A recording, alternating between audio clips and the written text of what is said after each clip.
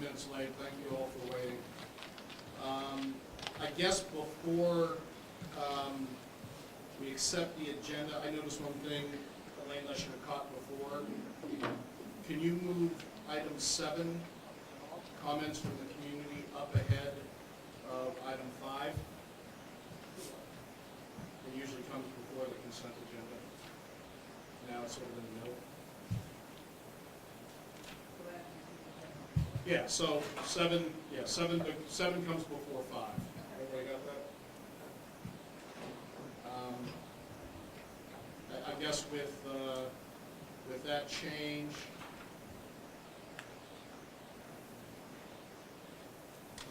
John, just before we accept the agenda, I moved up the procedures for community comment before the consent agenda where it typically is. I noticed that. Yeah, I didn't catch that one. That's okay. With that change, can I get a motion to accept the agenda? So moved. Seconded. All those in favor? Aye. 5-0. Phil?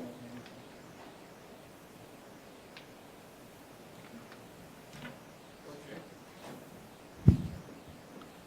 Better? Move it closer. Move it closer? Yeah. I thought with my big mouth would be able to. How's that?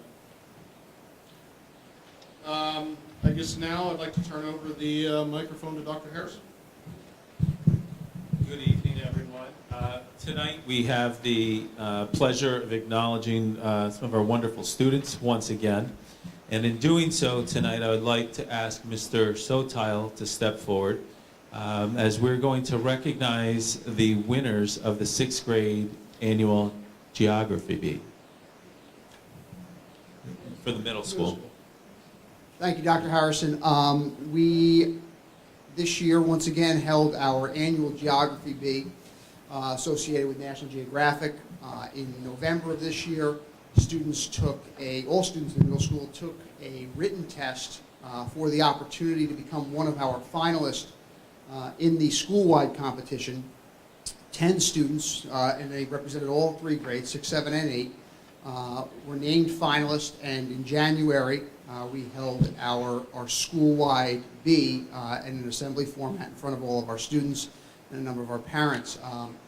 It was a great competition, as it is every year. As a former social studies teacher, the Geography Bee is near and dear to my heart. You cannot be a serious student of history without also being a serious student of geography. It is an essential knowledge base. It is an essential part of really understanding how our world develops, how our cultures and our peoples develop.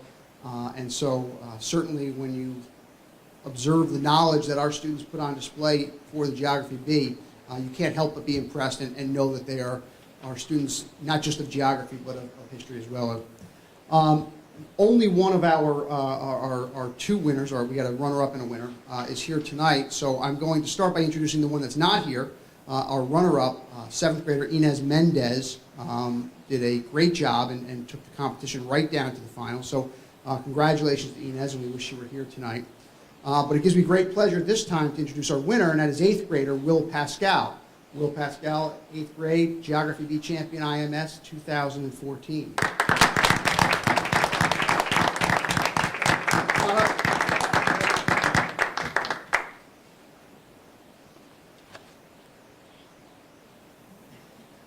Congratulations. Congratulations. Well. Congratulations.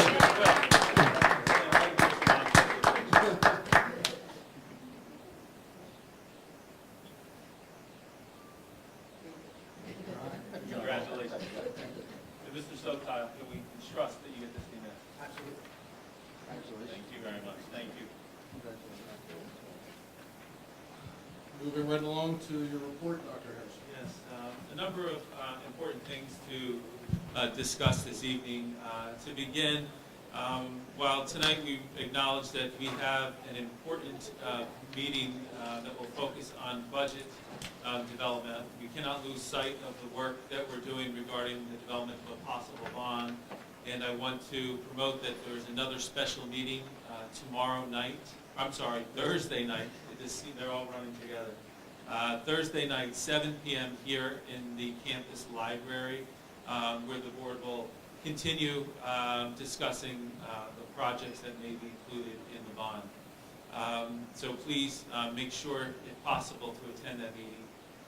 We're also excited to advertise a program, first time ever at the high school, and some kudos to the staff, administration, guidance department, teaching staff that have been putting together the first ever college night, which will be Monday the 24th, in the campus auditorium. This is going to be a great evening where we're going to have an open panel of college representatives to engage folks in a conversation about what our students and parents should expect in the college admissions process. There's also going to be 2 40-minute breakout sessions that will be facilitated by different college professionals. We anticipate representatives from Binghamton, Manhattanville, Scranton, Hobart and Smith, Vassar, and Sarah Lawrence College at this point in time. We believe it's going to be a great opportunity for our entire school community, but especially those that are headed to college in the not too distant future. Information has been disseminated from the guidance department in the high school. We ask that anyone interested, please look for that or contact the high school office if you need any additional information to best plan for the event. They are administering a survey trying to sign folks up for the courses of their preferences for that breakout session. So kudos to everyone at the high school, and this promises to be a wonderful event for our high school community. We had to unfortunately cancel a preschool parent budget meeting, and where we certainly are trying to engage our preschool parents in understanding the school budget and how the decisions that are made in this budget process can impact their children down the road. It's also open to the general community. But we had a meeting scheduled for yesterday at 9:30 in the morning, and unfortunately, due to some facility issues down at Good Shepherd, we had to postpone the event. It has now been rescheduled for April 8th at 9:30 a.m. at Good Shepherd. And also later that afternoon, we will also host another budget forum at the Senior Center. Tonight on the agenda, the administration is asking the board to endorse a resolution that pertains to GEA. And GEA is the Gap Elimination Adjustment, which was enacted in 2009-2010 when the New York State Legislature and the governor were attempting to close the state's budget gap, and they did so by reducing state aid. And in 11-12, it became a permanent fixture in the state budget. And there has been movement in our legislature. There has been a great deal of activism across the state to try to get the legislature as well as the governor to rethink this approach. And in doing so, it's important to highlight that since it was enacted, the Irvington School District has lost over $2.5 million in aid, and we anticipate that moving into the 14-15 school year that we're going to lose just shy of $400,000 worth of aid. So we are asking the board to consider a resolution that is asking our governor, our legislature to rethink this approach and to find ways to restore aid to our public schools, specifically Irvington. If the board was to support this resolution, we would send a copy of it to the governor and each of the houses of our state government. So we're optimistic that there can be some movement in that. I can say when you look at the 2 different proposed budgets, I shouldn't say the 2, we have 3 different budgets out there. You have the governor's budget, the assembly, and then of course the Senate. And when you look at the Senate and the Assembly's proposals or counter proposals, they are seeking opportunities to provide more funding to offset specifically GEA. One of them has an increase of approximately $40 million of funding to offset some of those reductions, and another has about $260 million worth of additional funding. The hope would be that school districts across the state are considering similar resolutions, that there can be movement on that front and provide some additional relief to our local school districts, and of course specifically here in Irvington. A general reminder that we have the Board of Education member nominating petitions are out there. They are now available for 1 open seat for the Board of Education, which is currently held by Mr. Whitney. It's a 3-year term that commences on July 1. Completed petitions are due in the district office by 5 p.m. on the 21st. This year, it's important to note that there's only a requirement of 34 signatures because it has to be to represent minimum 2% of last year's voters. Any other questions or concerns regarding this process? I invite any members of the community to contact Elaine Garcia, the district clerk in the district office. On that point, Chris, I'd also like to suggest that anybody considering running also contact the spouses of the 5 board members to determine whether they in fact want to do this. Split points of the board. There you go. The spouse of Mr. Whitney will probably. Oh, be exactly right, absolutely right. She's the prime person to contact. This evening, I'd also like to invite Dr. Kaur to give us updates on 3 different things. One being a wonderful superintendent's conference day that we enjoyed across the district on Friday.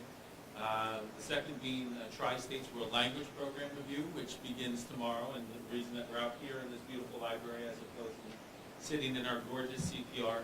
And then finally, to tease a great parent program that's going to be thrown up on the elementary level. Oh, sorry.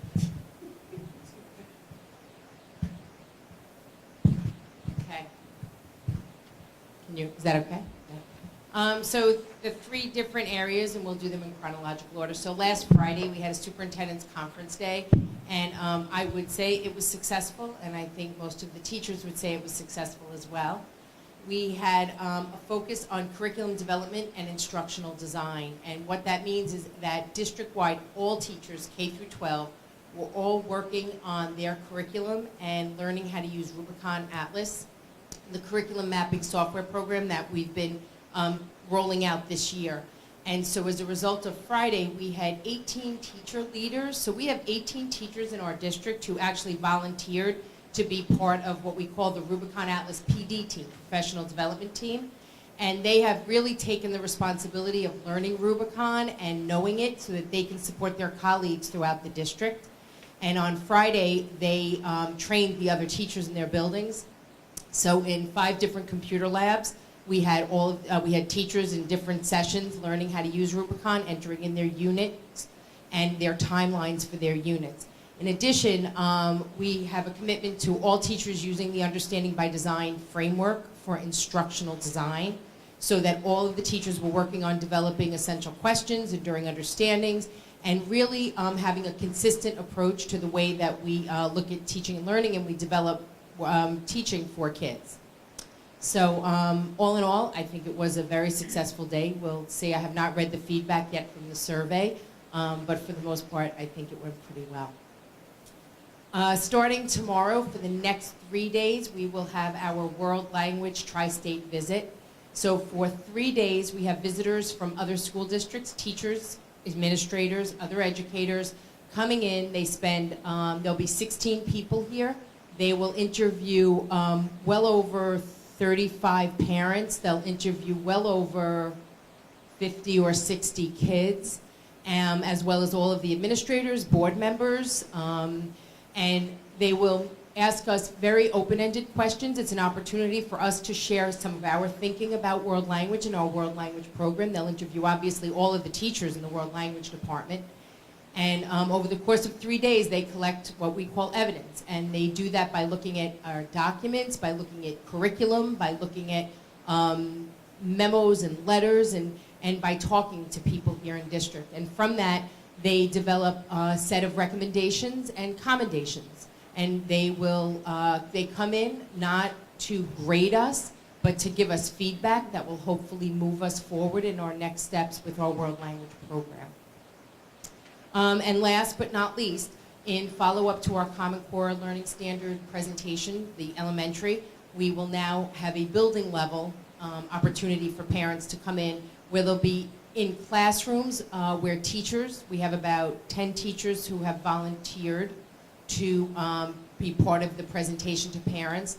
And as a parent, you will have the chance to learn both about math and ELA in 2 separate classrooms. And what we're looking at doing right now is actually trying to show it on a little bit of a continuum where 2 grades would be together, so that you would actually have some experience understanding what comes before or after your child's grade, just to give it some context. But that will be April 8th, and more to come on that. Ray, is it possible that you could elaborate on understanding by design? Right now? I mean, I could elaborate on it, but how much time do you have? Yes, I'll give you a quick. Yes. Understanding by design it's really a framework. So it's a way to think about how do I plan my units of study. And if I were to break it down in its simplest form, I guess what I would say is it has 5 key components. So for every unit that you're about to teach, so it might be a persuasive writing unit, or it could be in social studies our explorers unit. And what you do is you consider these components. So you consider, what are the enduring understandings? What are the big ideas that we want kids to know beyond that unit? What do we want them to take with them about their understanding of writing or reading persuasive text? So bias, point of view. Essential questions. What are the big questions that we can ask that provide kids the opportunity to go deeper, to think more deeply about what they're learning? Knowledge and skill. Because for everything we learn, there's always a body of knowledge that we want students to have. And the skill. How do we embed skills so that students are learning how to apply their knowledge in multiple ways? The other component to that is teaching thinking. So as you know from our goals and theories of action, we're very focused on making sure that we have kids who are higher level thinkers, and that while there's always literal thinking, we always want to have that higher level critical thinking as well. So there's a component of that. And then last but not least is the assessment. So how do we know? How do we know? If this is what we plan for in our instruction, what measures do we have? And that includes both pre-assessment, formative assessment. So formative assessment is what teachers really are doing every day, which informs them of how their students are doing, and then ultimately summative assessment. So it's all of those components put together.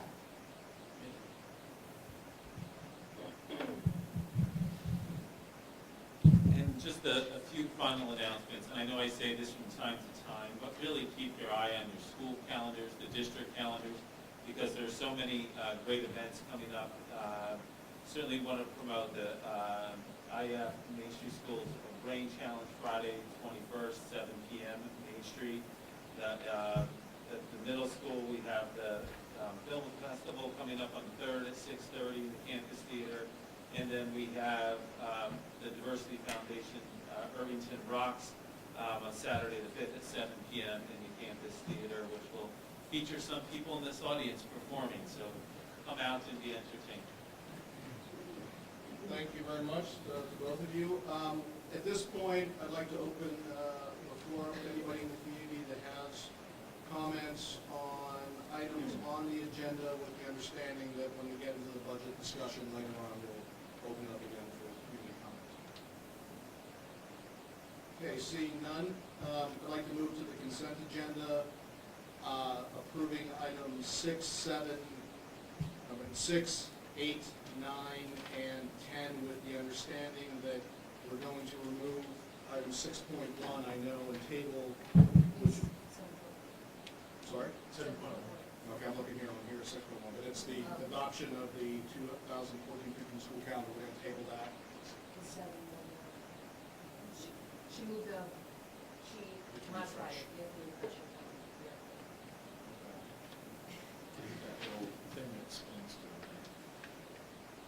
Okay, but whatever number it is, take it. I trust you implicitly. 7.1 we're going to remove. Anything else on the consent agenda that we need to remove for discussion? I want to have a brief discussion. Sure. After the, Okay, sure. which is the coaching. Please. I have a question. Please, what number is that? I'm sorry. 9.6 now? Yeah, new 9.6. Got it. Okay. Please. And this is just a follow-up to the conversation. Dr. Harrison, I want to understand a little, just briefly, really short, I think, if maybe you don't even have the information, that's fine, we can follow up later, but I'd just like to understand what our track and field staffing looks like. I didn't understand how it's laid out.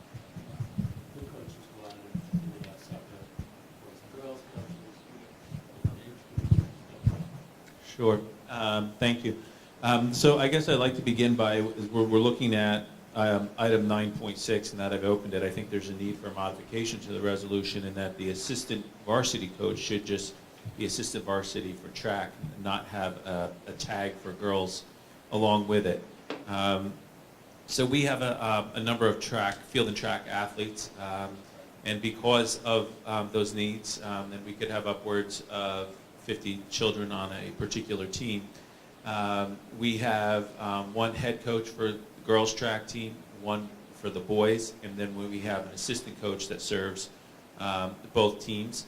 When we have other events such as meets, the modified coaches also come and are assistants in coaching and supervising our student athletes during those times. And we also have chaperones that attend meets just because our children are so spread out all over the place competing in the various events. So, apart from the two varsity events, there's no separate boys and girls? No separate boys and girls? Just for a point of clarity, not to, just for the record to repeat that there's a varsity head girls, varsity head boys, and there is then a, shall we say, a shared assistant varsity coach, and then the modified coaches chip in and help out as well when there are meets, and we have chaperones that supplement that as well. I guess my assumption is that they split up the duties accordingly. That's all I wanted. Okay, good. So if the board then does act, if Elaine, and I know I'm stepping on Mr. Grados's No, it's toes, fine, let's make it right. we just want to notice when we have Daryl Thornton as the assistant varsity coach, that the record reflect that he's not specifically assistant for girls, that he is the assistant varsity track coach. Anything else on question? So I guess I'd like to have a motion to approve the consent agenda with the removal of item 7.1 as refreshed, and with the amendment to the background on section 9.6 as we just discussed. Second. All those in favor? Aye. 5-0, thank you. And now on to our featured presentation, our 2014-15 budget discussion. Just bear with us as we make arrangements for this new technology.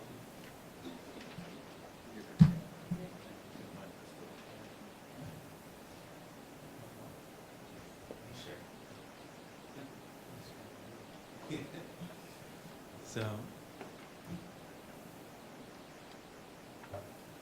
good evening.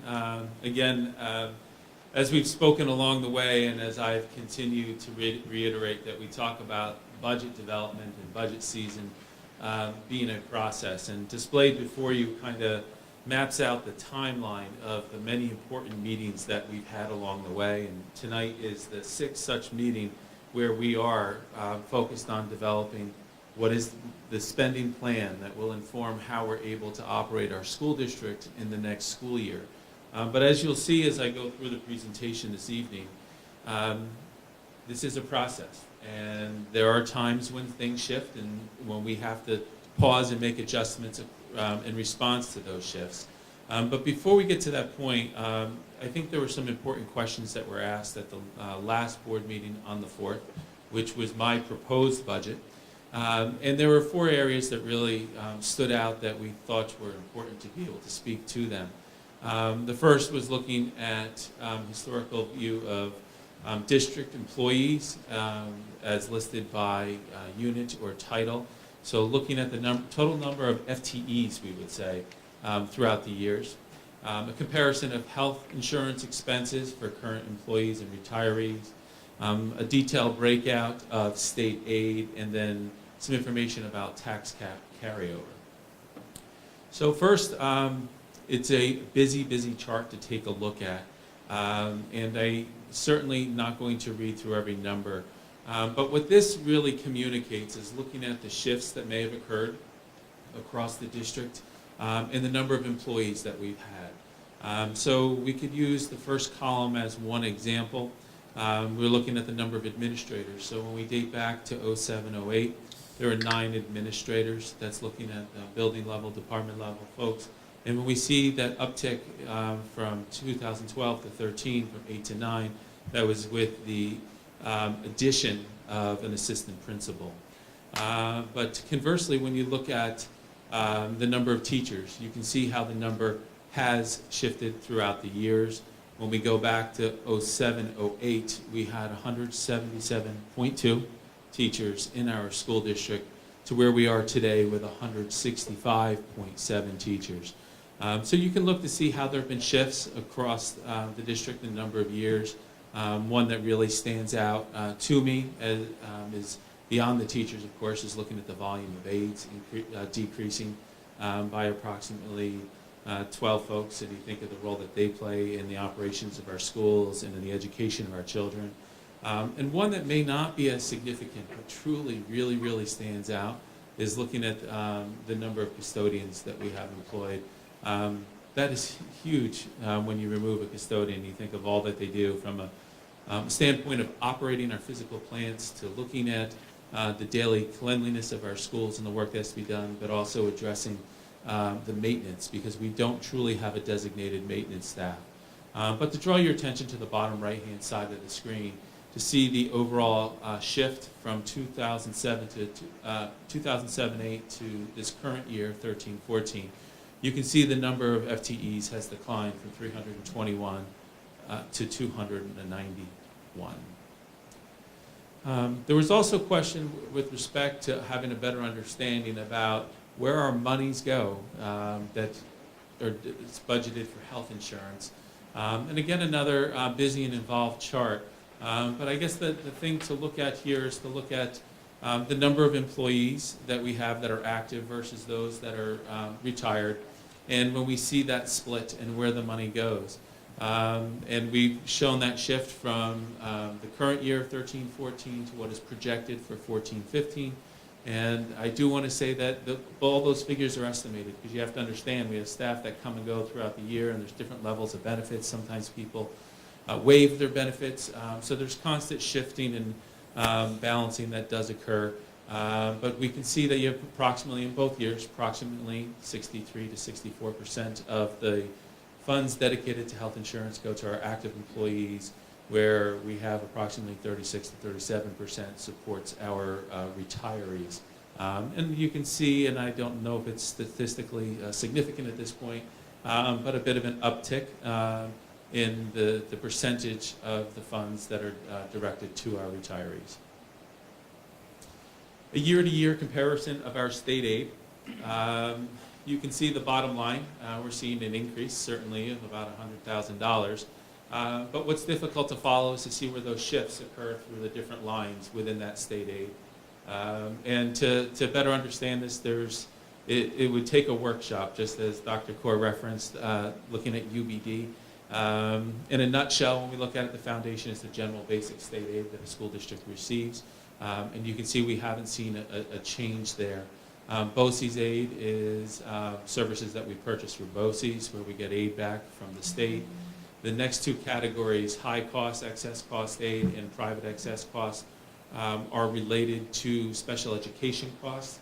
Certainly when we have very high levels of expenses in providing services to students with complex needs, certain percentage of that money is aidable.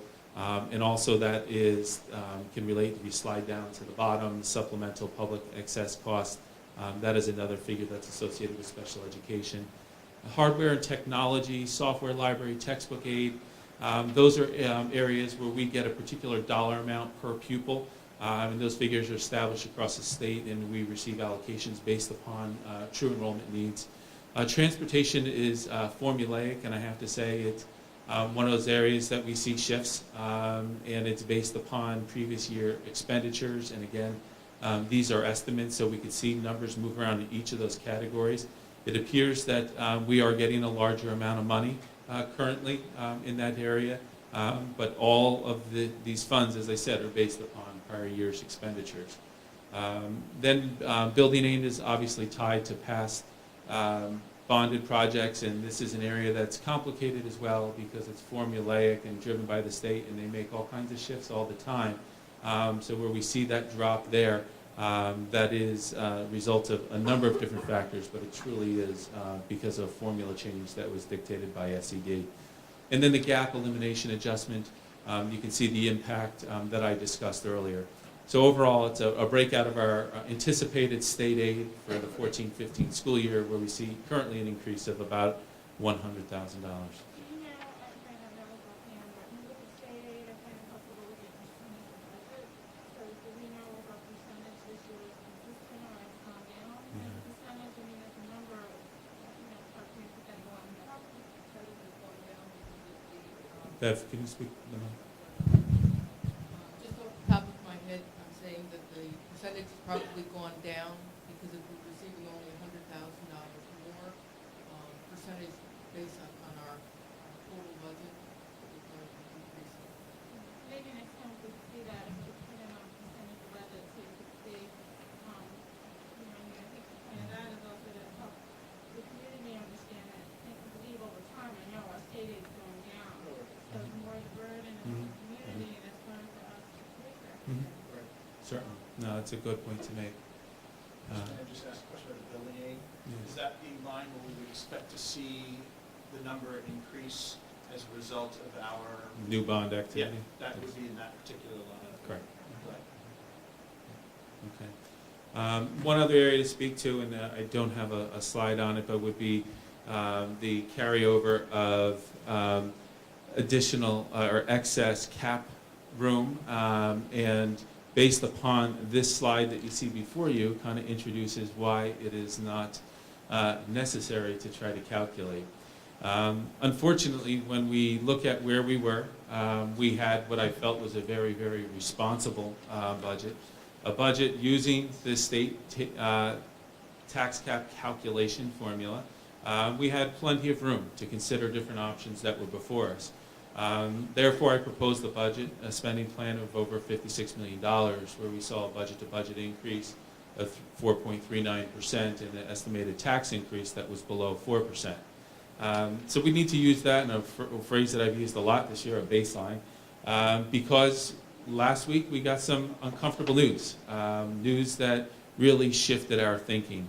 And we went from a position where we, with all information that was provided to us by the state of New York, that we are in a position where, with all the items that I had proposed, that the board had discussed, the community has commented on, we're in a position where we're under the tax cap by approximately $1.2 million.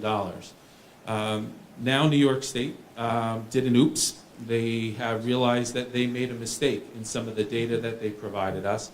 And now we make a shift from being 1.2 million under the cap to be in a position where the proposal that I provided on the 4th is now $280,000 over the cap.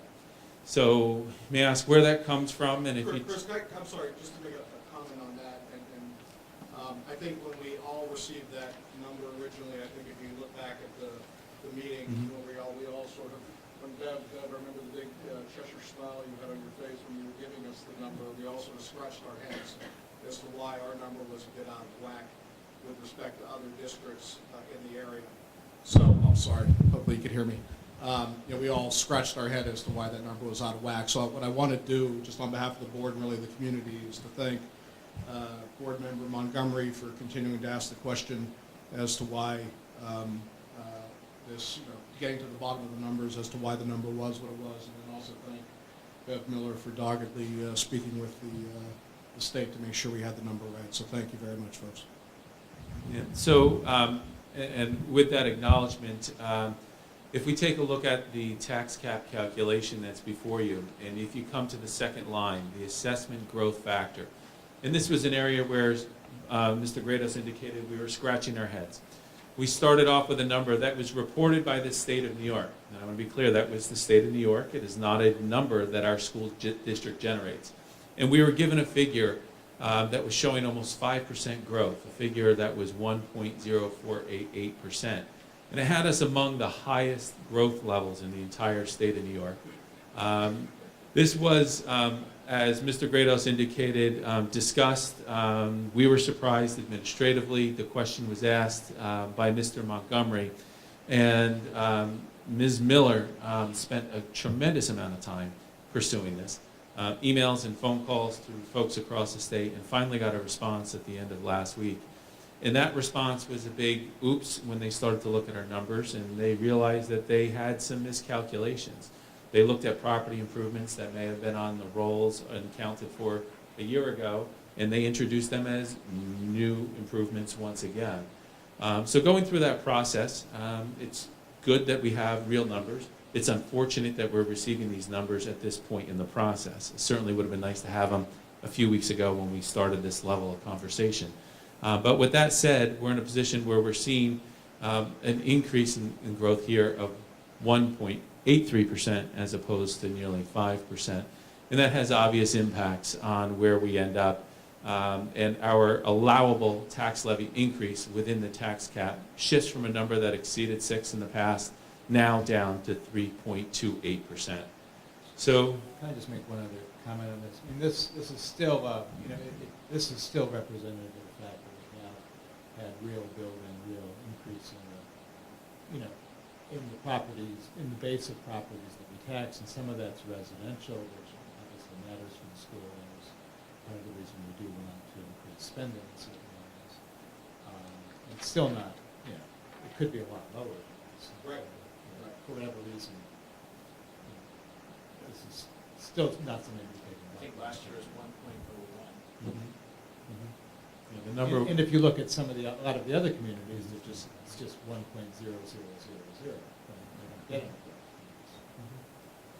So, but certainly it was adjusted downward to represent the accurate numbers that are believed to be on the rolls for our school district at this point in time. So with that said, kind of an overview of where we were. We started off, if you look at the column on the left, and you can see where, geez, we thought we were under the cap.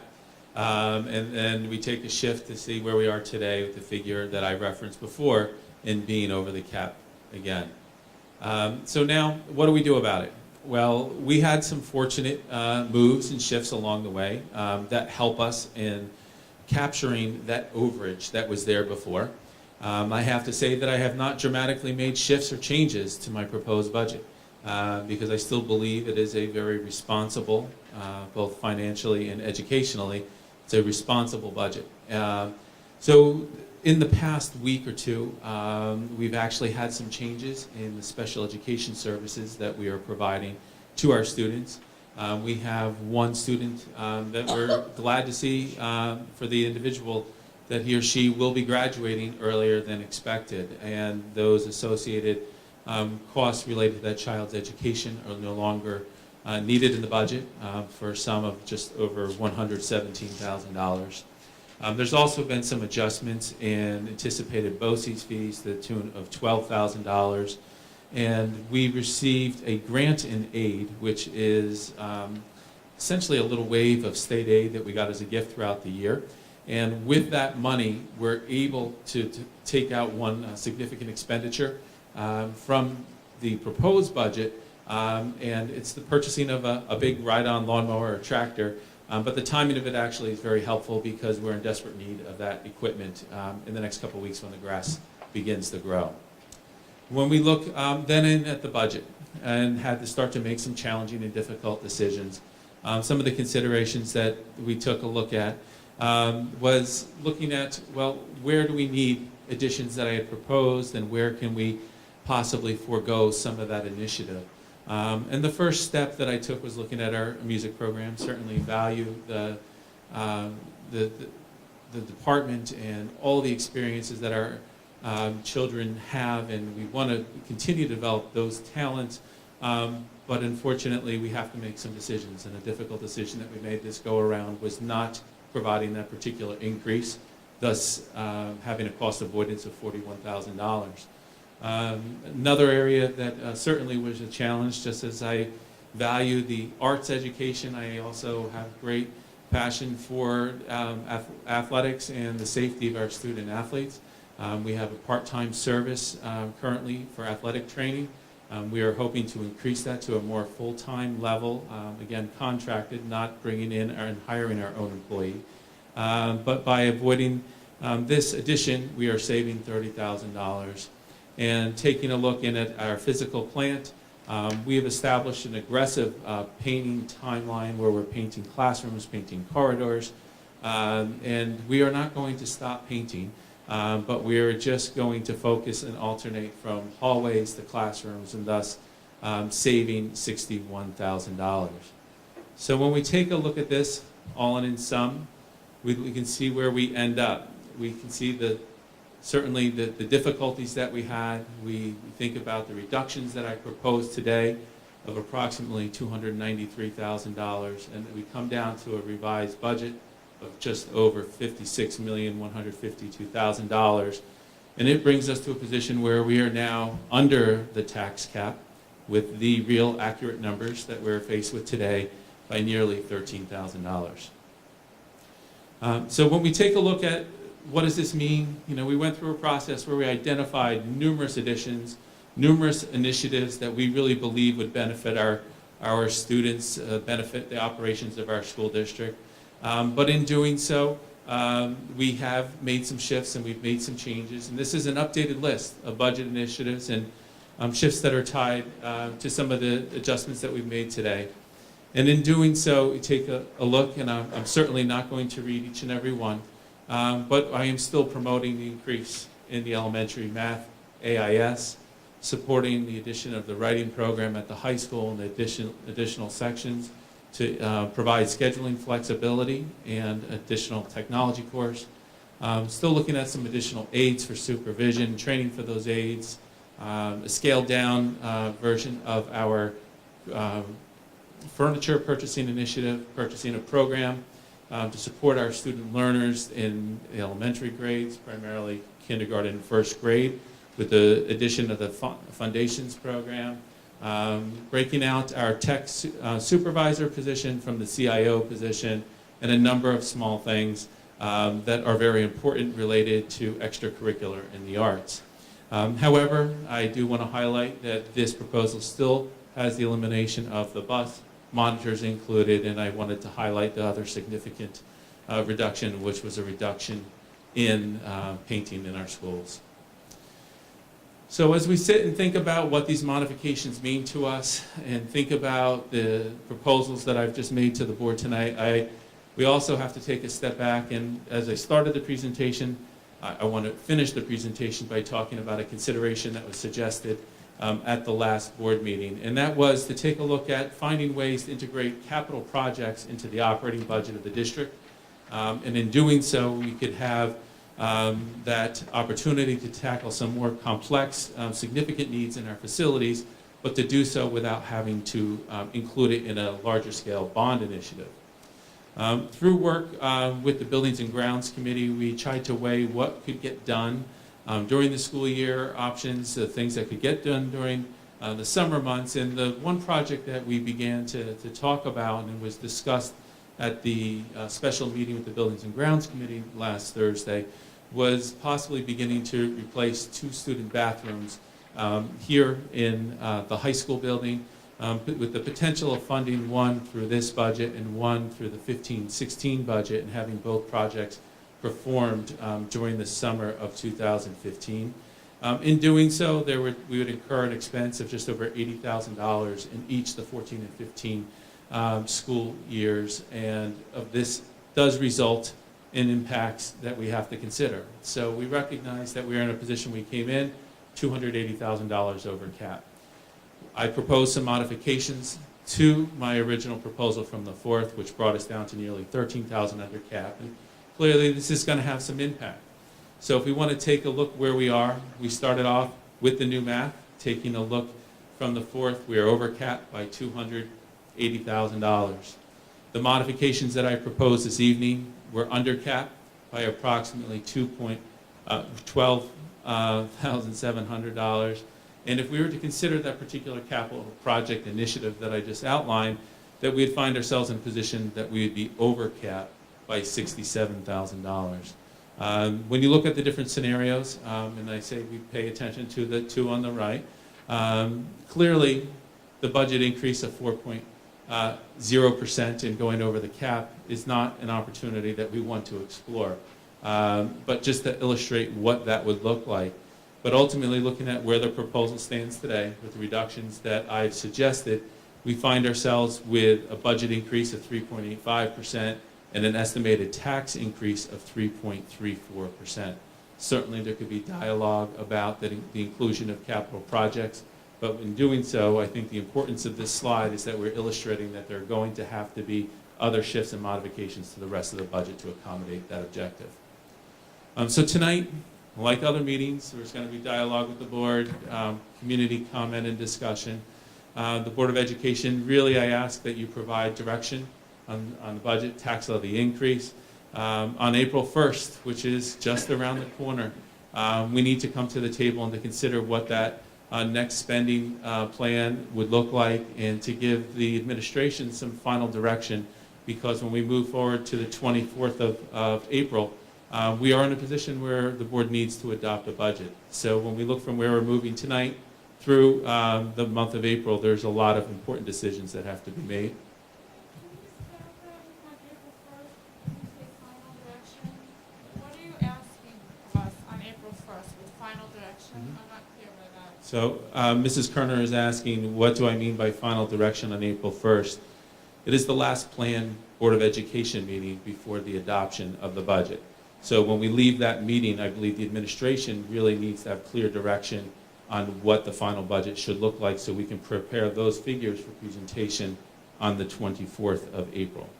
Right. Although, you know, we still have a few weeks for community discussion in that interim. And I know there'll be meetings in that week, and people will be commenting, so I think we'll do the best we can, but I think until we get to the April 24th meeting, you know, I certainly, for one, am not prepared, given the way the calendar worked out this year, to give final, like, to hang my hat on a number on April 1st. So the one area, and I understand that, and I recognize the challenges associated with that, and I guess the one area where I would push back a little bit, the concern that I would have in coming to the table on the 24th and making modifications to a budget can lead to situations where errors could occur, and I think we just need to be cautious. So as close as we can be to a final recommendation on the 1st is where I'm going to ask that we be. If there's challenges to that, we'll deal with those challenges. But I think we should come in with a pretty tight prepared budget on the 24th. Yeah, I mean, I guess one of the concerns I was hearing from the community is that there's a couple of the budget forums are after the April 1st date. And so, you know, I mean, I'd like to think the budget forums are an opportunity for the board and the community to have a dialogue about what's going on and where they're feeling, and I'd like to think that there is also room to make changes if we so feel necessary in that time. So I just want to let you know that I think, you know, I just want to make sure that,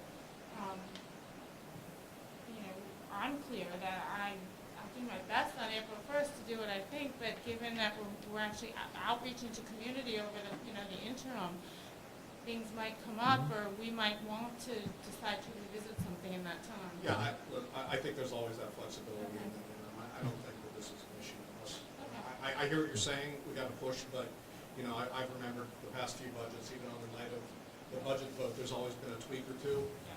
I don't think, but I do think the overall point is to press us to, especially now looking at the options, you know, now that we're in a position not as to what do we add in because we have cushion, but now what do we do to stay within the 2% budget? I mean, our world has changed a bit and our focus is different. So I think that's what I'm really hearing, but I would hope that there is, if we're hearing certain things from the community, and frankly, as we're about to discuss, there are a couple hot button issues here. If we're hearing things from the community, hopefully there's that flexibility to look in. At least there has to be. There has to be. That's it. We'll adopt on the 24th, but, you know. Yeah. And just to clarify, that last year I think we came in and the calendar worked out differently with how meetings fell around breaks. So it was a different dynamic, but we didn't come in tweaking a budget. Indeed, we came in with a budget that was relatively finalized and presented and was supported by the Board of Education. I think this year the difference obviously is the unexpected information about the tax growth factor having to be modified. So we're kind of dealing with a new landscape. So certainly I think we need to leave our options open. Right.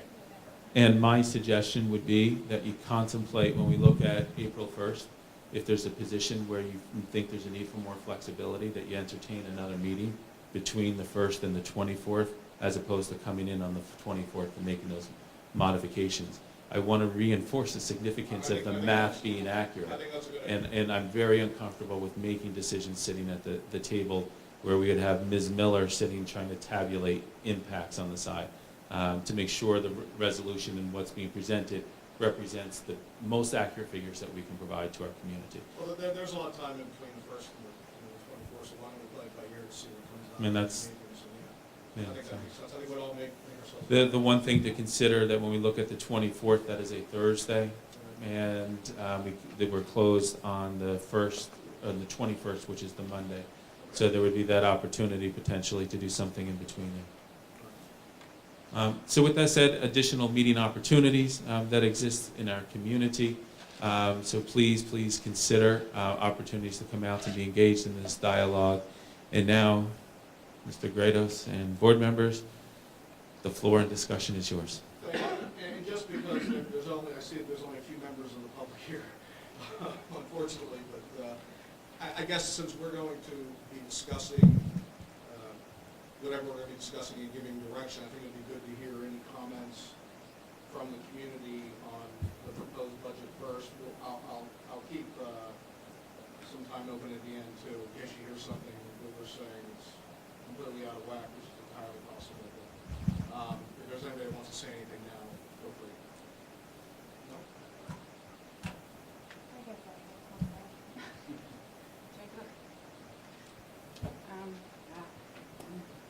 I'm usually more prepared than this, believe it or not. You can Love just say this- your name. Oh, I'm please, sorry, and Martha Leibowitz. I'm at 36 South Fair Street in Irvington. Thank you. Yes, this is a bombshell, isn't it? This new number, we are living in a new world today. When we thought our tax cap was different just a few weeks ago. I cannot let the bus monitor issue die. I think, some questions were raised already, and we haven't gotten answers on. The number this year seems, there's quite a bit of an increase, and we still haven't gotten an answer as to why there's such an increase this year of $124,272 from $90,000 last year. I think that's a huge increase. We might have an answer. Okay, fabulous. I do have an answer for you. And I checked with the transportation department, and the 90,000 figure goes back 2 years. And at that time, it was based on 8 buses, and we actually used 9 buses. So that's the difference. It's one additional bus monitor, plus inflation. Last year's budget was 90,000. So they only charged us 90,000 for last year's budget, and they just paid it? Last year, there was also 9. They just picked up the figures from the prior year. So we got a deal last year. No, So- we paid for it. It was when you were Wasn't in the considering, budget. when you were considering eliminating it, which you did not. So to be clear, in the spreadsheet that we're looking at here, or actually, it was several meetings ago, which was potential changes and cuts. Last year, we had a very large spreadsheet of potential cuts, and in that spreadsheet, it said $90,000. And the point is that in that spreadsheet, it was incorrect, because that's what we were given by the transportation guy. But that doesn't mean that we were charged incorrectly. Correct. Right. The accounting was accurate. The number, the estimate last year, it turns out to be low when we looked at the real numbers for this year. So how much do we pay for monitor for bus? Do you know? Not per bus. This is the actual amount that we predicted. What's the actual? 124, 272. For What's nine, our actual this year to date, and then what do we, I would like to see the actual this year to date. Well, it's probably close to that, other than a raise that they would have. I can I'd get like that. to see, yeah, I mean, obviously that's nice, but I think in lieu of the fact that this number seems to be out there a little bit, I'd like to actually go back a few years and see what our actual costs were for the bus monitors for the past few years. How many years do you want me to go back? Or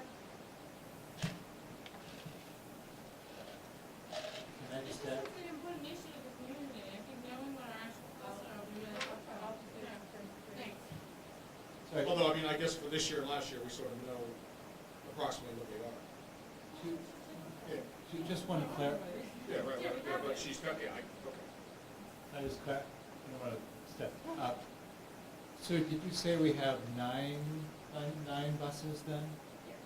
And that, is it still correct that what determines the number of buses is what it takes to service Dow's Lane? And they split up and they separate after that, but that's where we actually use all 9 buses for a single school. We don't always do that for the other buses.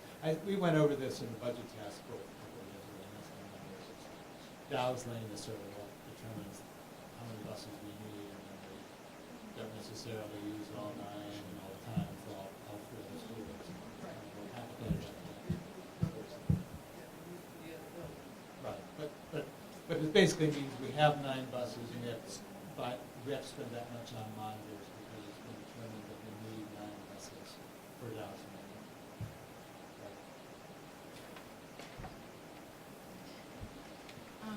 Thank you for getting that information. I guess I'm still very confused about what we're actually spending on bus monitors this year, because if you look at the original transportation budget proposal, it looks like the amount we're spending this year is actually more than the amount that was estimated last year. So I just Yeah, don't understand the I think that's numbers. what Ms. Miller was saying, that Okay. the number we got was $90,000, Okay. but in reality, the number we were charged was greater than that, Okay. because they were using the number from The amount was budgeted correctly.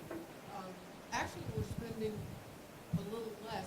I think it was a difference between public transport and private transportation. There was a shift in the budget. No, I mean, in the original transportation budget that was proposed, there was a $14,000 increase in the in-district line.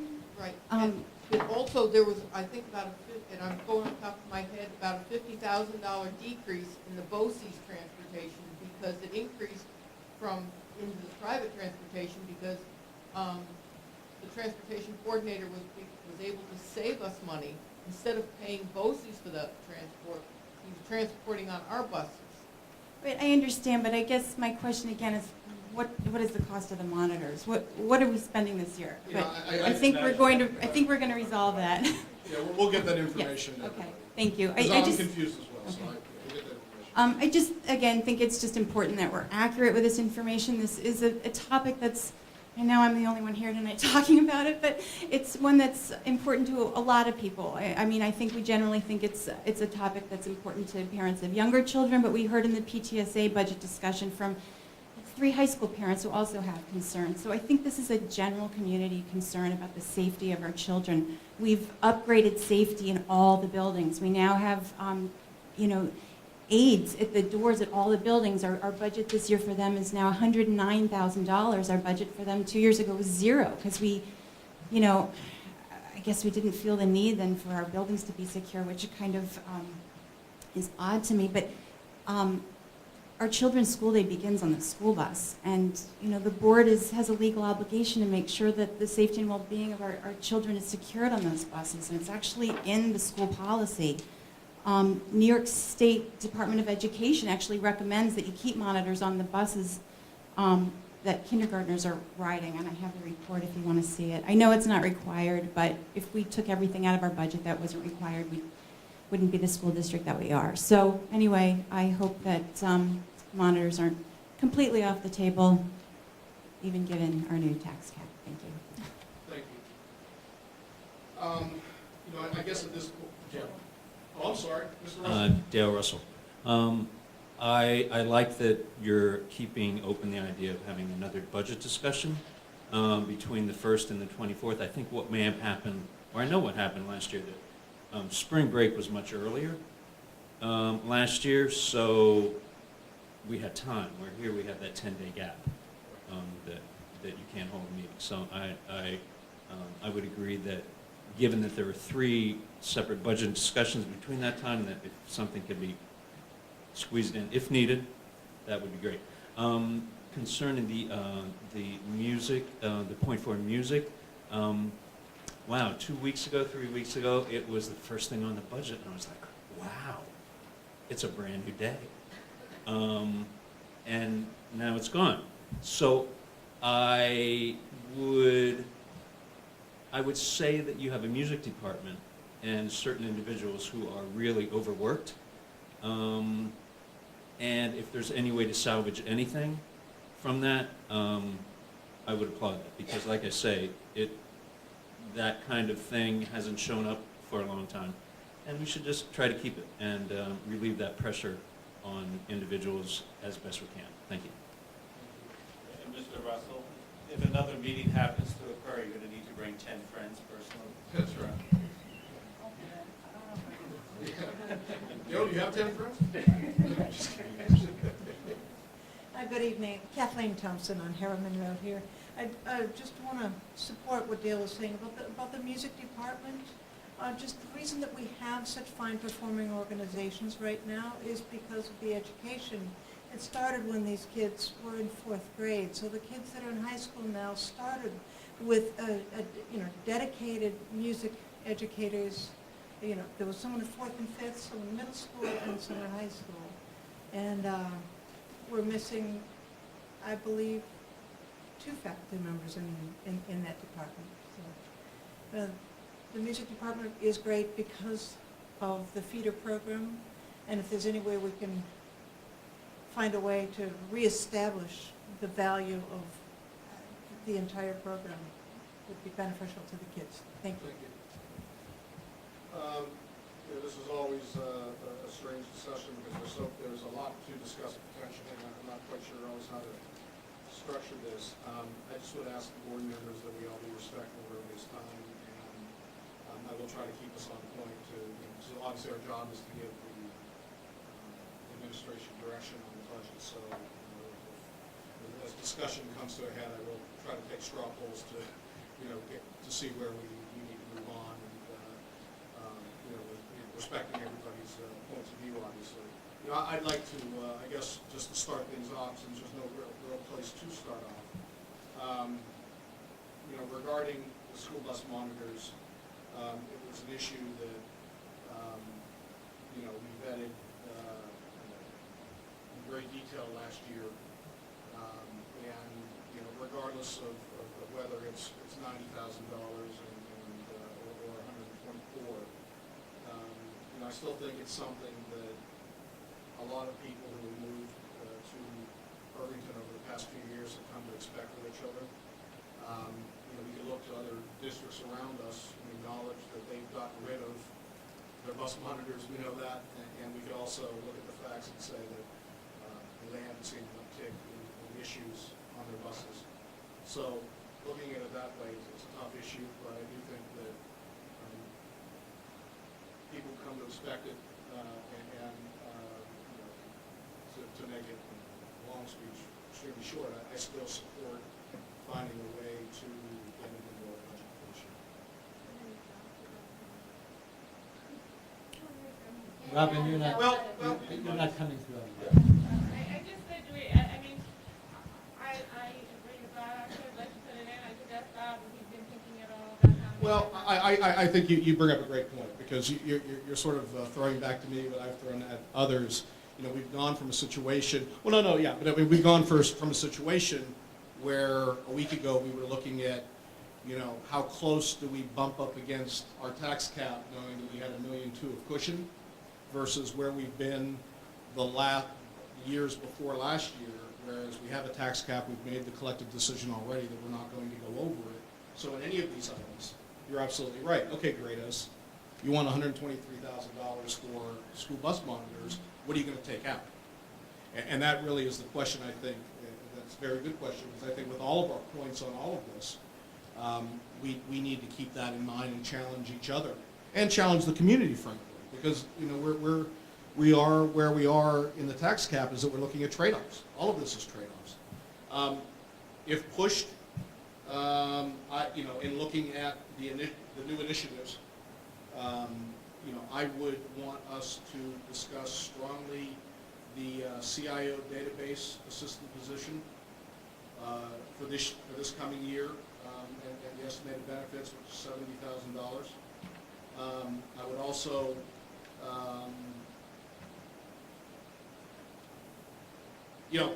actually that would be the main thing I would focus on. And the improved communications. Yeah, I guess that's right, because because I do think, in a budget of $54 million, if we eliminate $70,000 here, understanding the budget numbers by and large are estimates, I think we'll be able to find the extra 40 to do it in our budget. I think it would take Bev to bring out her magic pen, which she always does at this time of year, to find the room, but if that's one way out. Yeah, I know it's out of it. It's out of it. But perfectly fair question. I would look first to the institution of that position this year and save the rest. Do you think it makes sense, just for fluidity, instead of going board member to board member, I think you've got bus monitors, maybe now we have a conversation about bus monitors, instead of going, I just afraid that if we go person to person, we're gonna keep revisiting some of the same things. I don't know. Yeah, I don't know. I think, Well, I think it's, can we maybe take the mics off the stand and pass them around, because we're not being picked up by the recording. Once I got one of these at a wedding and it got a little strange, but. What I was going to suggest is that it strikes me that the bus monitor decision is about trade-offs. Right. And essentially, all things being equal, we would like to have bus monitors back in and all the other things that Dr. Harrison and Ms. Miller have already proposed. But it seems to me if we could talk about the things that are possible trade-offs versus. Right. So my question was going to be to Chris, to Dr. Harrison, if he could maybe explain once again the rationale of the CIO position.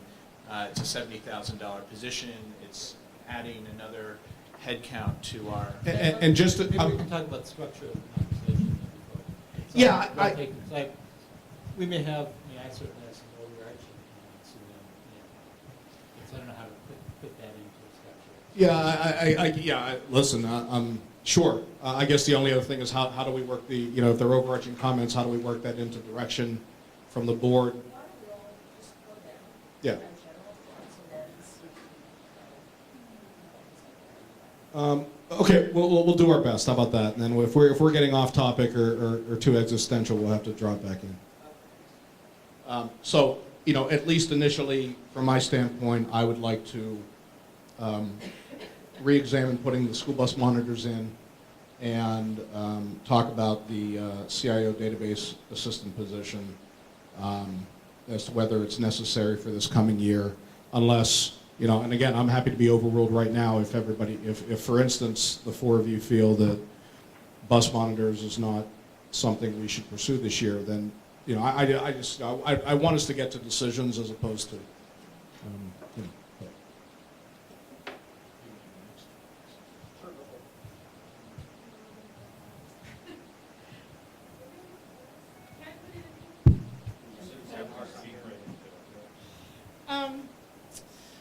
Well, as I said, I agree with Bob in terms of my preferences that I would like to see find a way to put the bus monitors in. I probably would go about it a different way.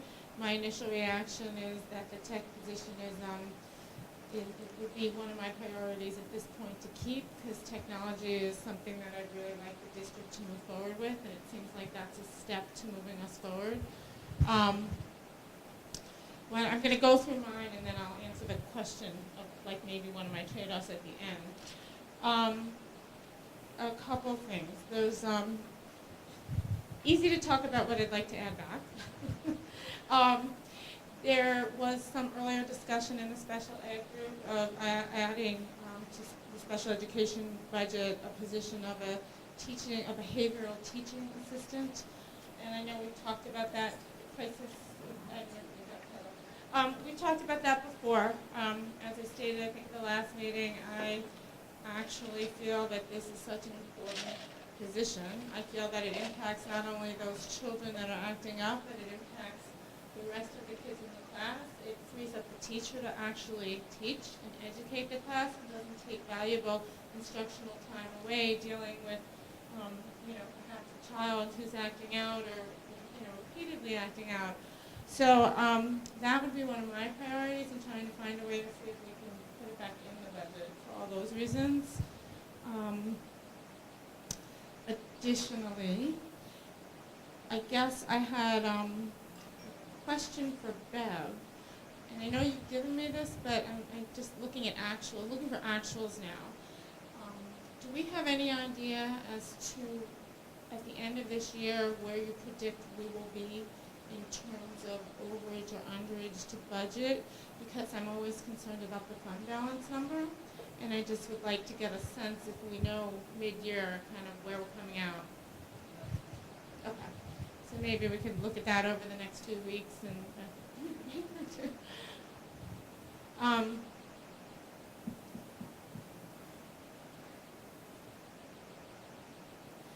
Okay, and then I guess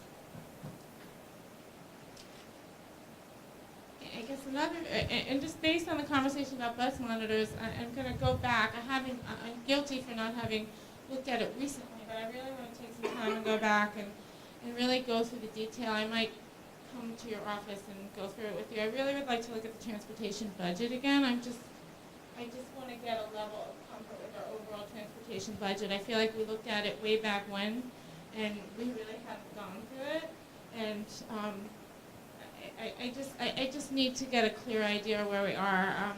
I guess it came to my attention recently that Mr. Urbanowitz, who I believe is our person who coordinates, I believe his title is also head of facilities and transportation for his school district, which is a very big job, and I just makes me, worried. I just want to make sure that we're, someone's paying attention to Irvington the way they should.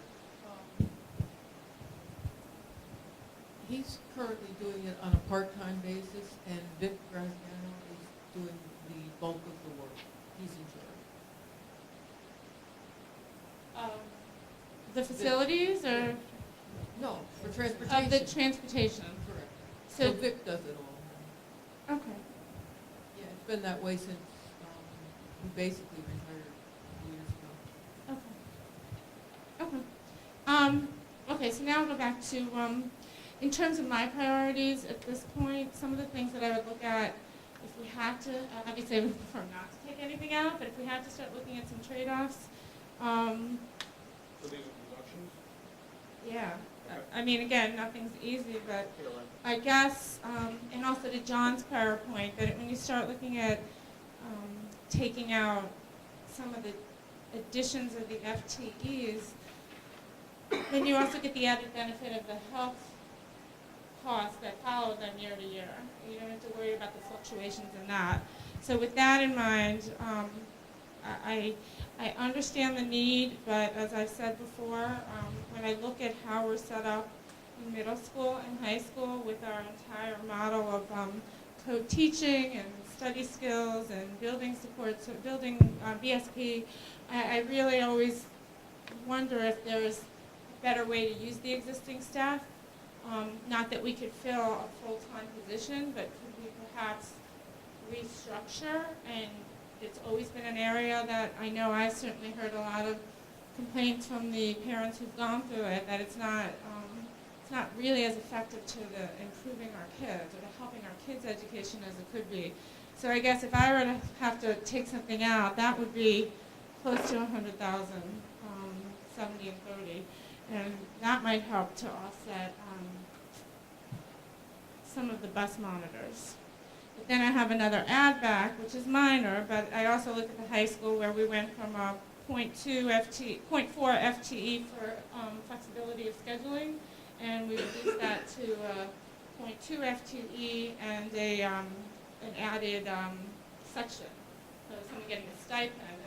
And I guess to me the point of that category was really to give the high school as much flexibility with the challenge of scheduling and classes and what's best. And if stipending means that we're limiting the flexibility, then I feel like it's not really optimally delivering what it was there for in the first place. So I would actually like to see it go back to 0.4 FTE, and then obviously as the year comes, if we can do the stipend, by all means we'll do it. But again, it's a flexibility category. And I guess maybe for now, let's leave it at that for now. Okay. So back to my other question. Sorry, that's right.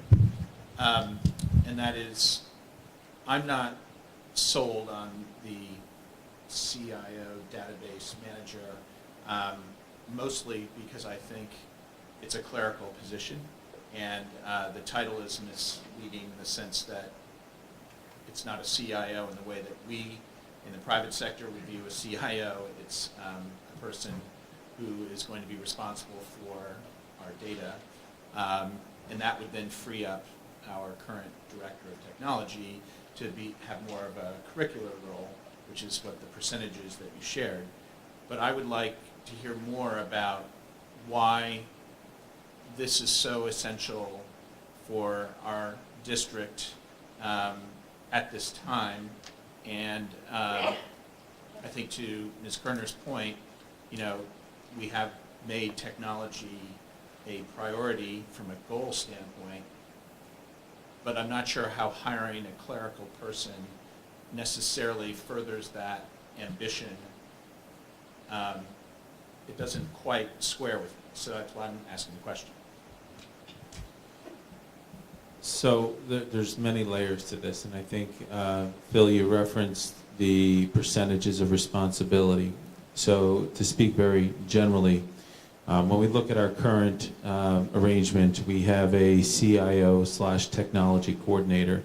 That individual carries with it the required responsibility of CIO. It's not a title that is comparable to what you're going to see in the industry. It is, and you step outside of New York State, it has a different meaning in education as well. It is someone that is responsible for managing, uploading, organizing required data sets to the state of New York and to SED. It is an enormous responsibility, and a responsibility that currently consumes approximately 70+% of the time of the individual that has that shared title. With that, then you have to look at the flip side, that individual therefore only has approximately 30% of his time remaining to deal with curricular instructional initiative planning, and also looking at oversight of the infrastructure and dealing with the contracted service that we have that provides maintenance to our system. So in looking at this arrangement, we are going to more appropriately classify the position in the clerical unit, and by doing so, we would be able to provide that additional, I want to say, release time from the current model, whereby the technology coordinator would be able to dedicate approximately 80% of his or her time to the curricular side of the necessary work. So as you said, and as Mrs. Kerner said, that we have initiative around this area. The struggle is to do so much more, to lead so much change without changing the infrastructure to support that. The model that we would have in mind and that has been discussed would be one where not only would we have someone overseeing development and guiding and working with Dr. Kaur's office to develop curriculum and working with the principals, but most importantly, to be working very closely with our teachers to introduce new methodologies, to introduce new technologies, to do push-in professional development as opposed to teachers being pulled out of their classroom to learn new skills or to learn new tools. He would be able to go in and model lessons, model the use of technology, would be able to provide that hands-on training that we need to take some of those next steps, and to provide oversight to all that is going on. So I think it would be tremendously impactful to make this shift. And in doing so, I think it would be a responsible investment that the board would make in ensuring that their children have more opportunities to utilize and to have technology as a part of their learning experiences. Yeah, go ahead. That's a good answer. Thank you. I think the thing that would make it more clear for me as a board member that has to make the difficult decision on what I'm construing as a trade-off between bus monitors and this position. Everybody has got their own kind of trade-off, but for me that's how I'm viewing it, is that the additional work that the shift in the Director of Technology's responsibilities, it's not clear to me what that additional activity would be. We've started some of the work this year, I realize, but I'm not sure what exactly would it be next year. And to some extent, you know, it's a little bit of a leap of faith. It's not quite a leap, but it's more like a big step of faith, because you're saying this is an important investment for us in order to back up the goal of having a curriculum and an instructional practice that is more linked to technology.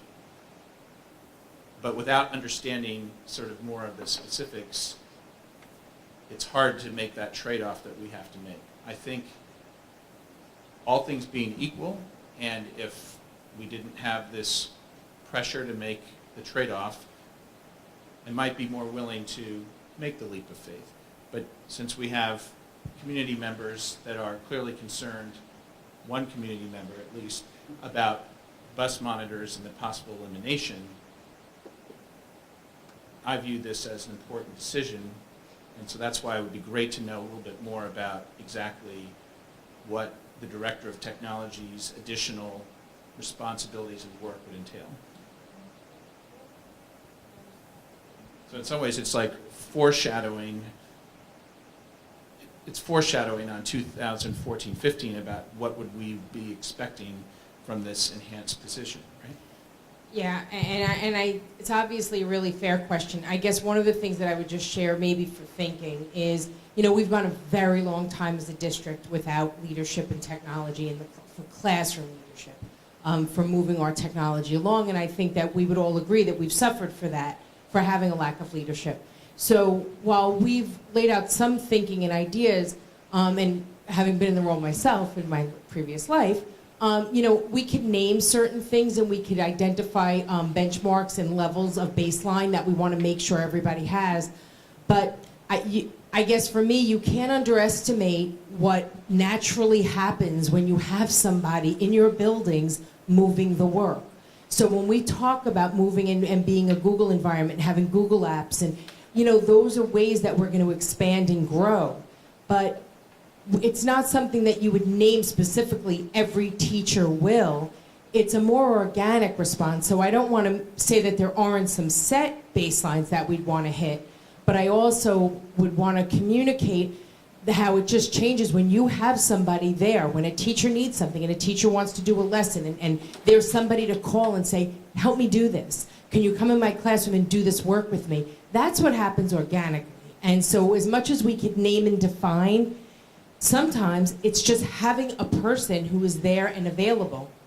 And so I don't know that that helps you at all, but I guess I think we're suffering from not having somebody here for so long that there's a lot of work to be done. But at some point, if we really want to move, we have to make people available, and we need to give teachers somebody with the level of expertise who can really move the work. So, I don't know if that helps. Yeah, please. There's a touch of that position. I'm not going to give it to you. Right. It's just easier, but I think it's interesting because I think if we even go back and look at the goals for the district, technology is inherently one of our goals. And so I think as we're looking at making the trade-offs, it really makes a lot of sense to commit resources to things that we've already identified as our priorities for us moving forward. And, you know, and I agree with Reno, it's just like if you're not going to commit resources to that, then I don't think it's fair to make that a goal for the district. Because then it will just be a, you know, more of a embedded in the overall curriculum. Yep. So. Yeah, fair point. I'll pass for now.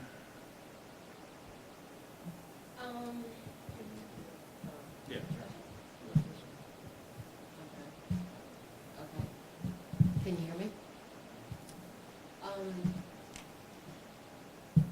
Robin brought up the crisis TA, which is something I think is pretty important. I think it's short-sighted if we don't add it.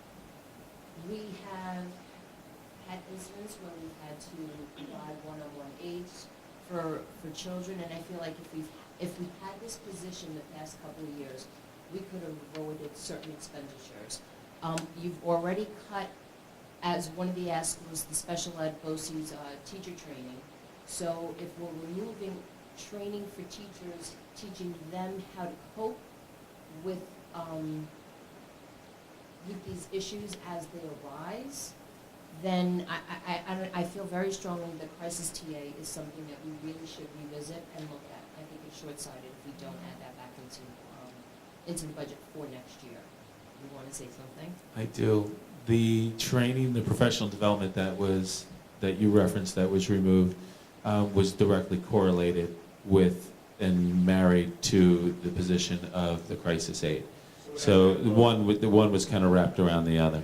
Okay, so then maybe you need to clarify that, because I thought that special ed BOCES teacher, that was specifically teacher training, giving the teachers tools on how to deal with certain situations that might arise in the classroom.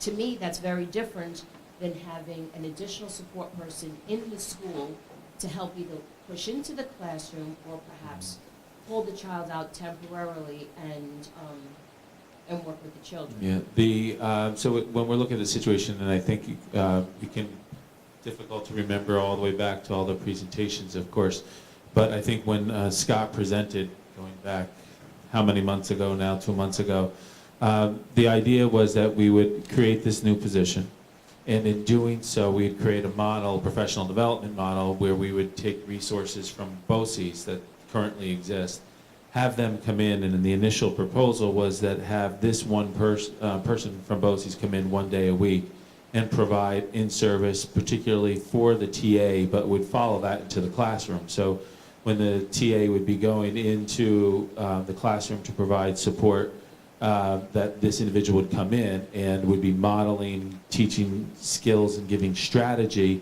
for the TA would also be happening with the particular teacher and where those children were being educated. So the concepts are truly married. Got it. Okay, that's not what my understanding was. Okay. That's not what it says on the thing, actually. It says increase in teacher training to support the neediest students. It does not say increase in TA training. So just to clarify, that wasn't what we originally talked about. That's, I believe, how it was presented versus what may be in the backup document that came from the business office. But Goal will be to help our teachers learn skills to better manage behavioral issues in the classroom. That is exactly what was on the presentation that was made. and I'm not. Nothing about the TA. I'm not saying that that's inaccurate, but it was married to the concept, and it was a 1-year expense to be able to have someone that's well equipped, and that this crisis aide then therefore would be able to go in the classroom and provide this level of support. But the initial phase was connected between the two. It was broken out there. I don't think it's necessarily worded incorrectly, but it is connected closely with the other. Okay, because that definitely was not the impression I got, because I remember asking specifically whether the $42,000 that was allocated for this position was enough, because the skill set I thought this person would need and the experience they would need. I questioned whether or not that was an appropriate salary. I remember asking that question, and you guys said yes. But I did not realize that $35,000, I thought that was specifically giving our current teachers support and training on how to deal with certain situations. So that actually was not clear to me either. I interpreted the same way. So, I mean, but in light of the clarification, you'd be in favor of bringing both in? Can I say one thing? Sure. I guess my question / comment could be that I believe our school psychologist does have a lot of experience in dealing with these types of situations. They've arisen so much and for so many years that I'm wondering if there was a TA position, if perhaps the training could be delivered by the psychologist in order to facilitate and meet our needs. I wouldn't want to make that promise that we'd be able to develop the robust support service and program that Scott and Gail currently support through this. What I would rather you say, if this is an initiative that you support, tell me it's an initiative that you support, and allow me to work with my colleagues to be able to find a way to maybe deliver it in a more creative, fiscally slimmer approach, let's say.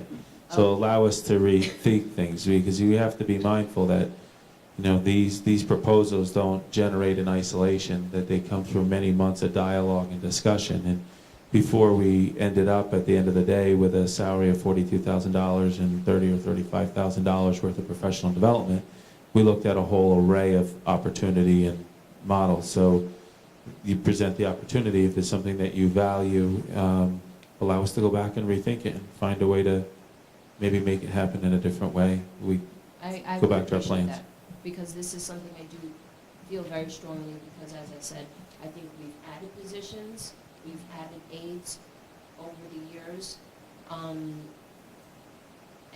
I think that this position probably could have helped those past situations. Just want to be clear that we may have added a couple aides here and there, but remember that slide at the beginning of the presentation where we were down maybe a dozen aides from where we were 6 years ago. Right, but I'm talking about one-on-one aides. Understood.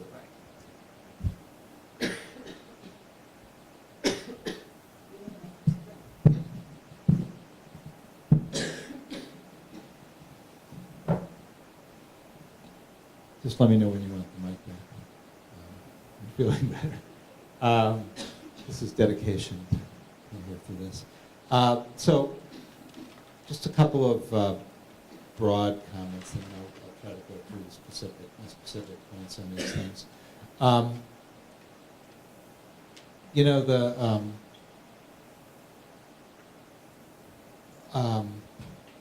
I guess when I look at all of these, I'm trying to assess. I'm not so much feeling like we need to use up every last bit of our tax cap necessarily. I want to be convinced that whatever money we're choosing to spend, whatever we're thinking about adding, really that I'm convinced, or at least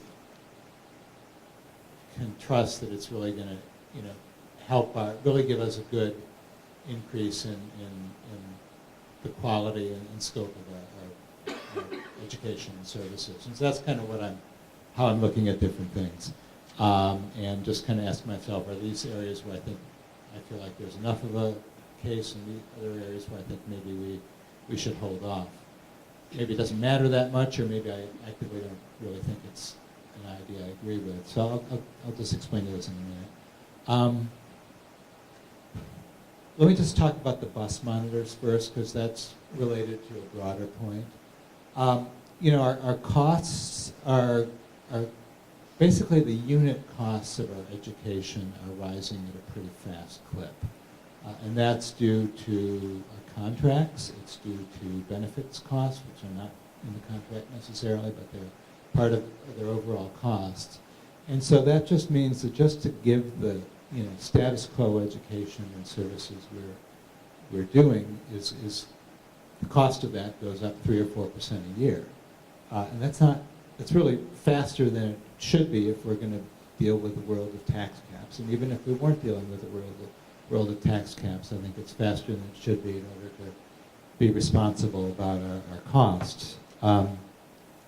That said, I don't think we want things that are increasing, the fact that our cost of delivering the same service, especially our personnel costs, the fact that those are going up so much, to allow that to keep squeezing out the other things that we value in our community and our district, and that make, you know, that we could keep cutting one thing after another year. After, oh, let's get rid of this year let's throw the bus monitors under the bus, and next year we'll do something else, and so on, and we'll keep finding something to prune, but at the end of the decade or whatever, we're left with having lost a fair number of things that just make this a nice district. And I don't think we want to do that because we don't really have a handle on the costs that we'd like to have a handle on. So for that reason, I'm very cautious about eliminating the bus monitors, because I think it's the wrong way to deal with costs.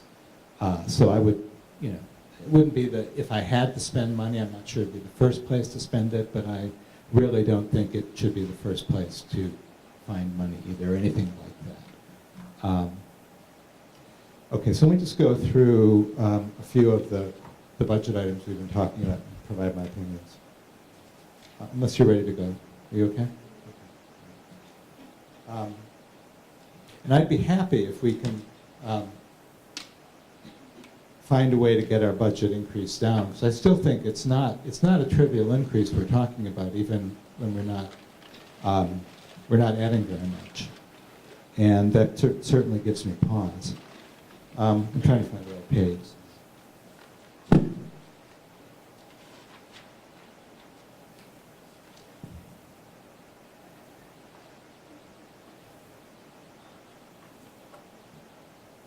Sorry, it's hard to flip pages and hold a mic at the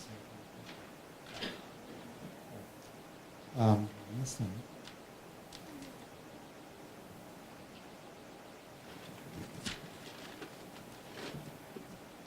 Here we go.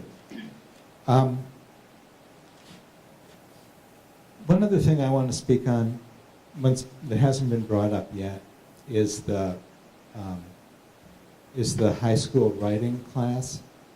I think that it's clear that, and I've said this repeatedly, that writing is something we want to, and I believe we're not doing an adequate job of, and we want to do better. But I haven't heard anything that makes me convinced that this is the right way to approach it, and that specifically adding instructional time in it is a way to fix something where I think we're not really making adequate use of the existing instructional time we have. And I think that's true both from the standpoint of the costs and also from the standpoint of the students' time. And if we're talking about adding a required class in 9th grade, that's going to squeeze at least some students' schedules.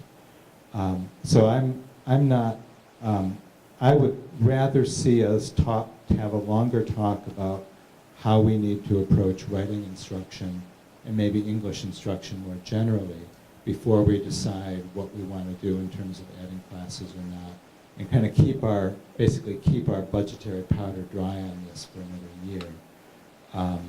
And then until we're really ready to move forward in a way that at least I can feel like I have more confidence in.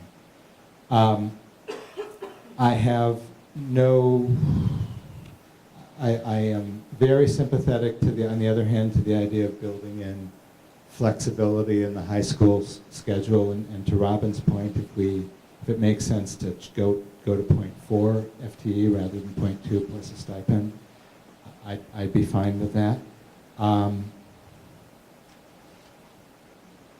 What else? I am sort of, for somewhat similar reasons as the writing, I'm also somewhat, I'm hesitant about the CIO database position, in that I feel like we've been trying to grope our way toward really having a coherent vision and strategy for technology, and I don't think we're there. I know last year that more was budgeted for technology in the instruction area, and I don't really feel like we've gotten to the point of getting the vision of that down to where I'd like it to be, to feel comfortable putting more money into that. So I'd also like to kind of wait with that, maybe till next year, till we can feel more comfortable that we really know where we're going. I don't think spending money should be this first step in knowing where we're going. I think it should probably be the last. The other things, I have no, I think the issue that Robin and Maria raised about the crises TA that sounds like a really good idea. I'd love to hear the downside of it. If somebody thinks there's a reason it's not a good idea, or it's really, but it sounds like a positive thing, and if Dr. Harrison believes that his team can figure out a way to do that with a somewhat lower price tag than we talked about and still be effective, I think that would be great. The other areas I feel like I have no strong attachment one way or another to. That includes the elementary math, AIS, and improved communications. There's one other thing. Oh, the co-teaching. I'm happy to see it go. I'm also happy to see it stay. It's the kind of things I'm more or less indifferent about, and happy to yield to others with stronger opinions on. Thank you. Robin, you said you had one thing additional before we... Yeah, I do. Sorry, I wasn't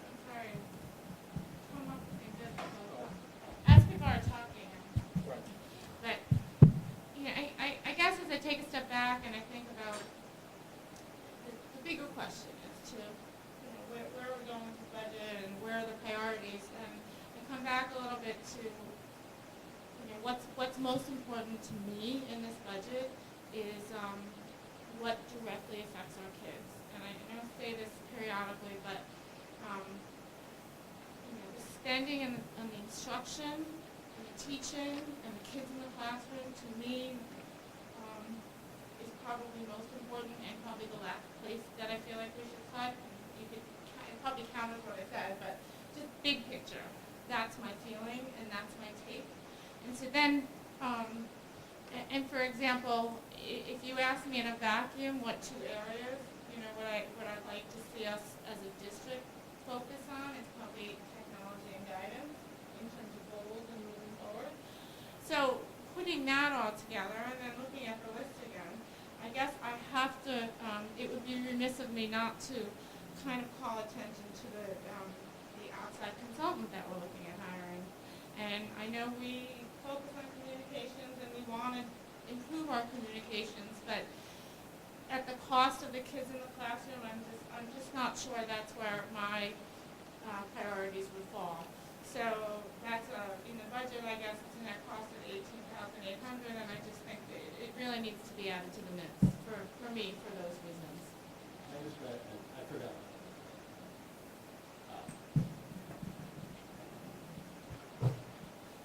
The other thing I forgot to mention, and after I finished, I looked up and saw members of the audience who spoke on this. I am, I think, sympathetic.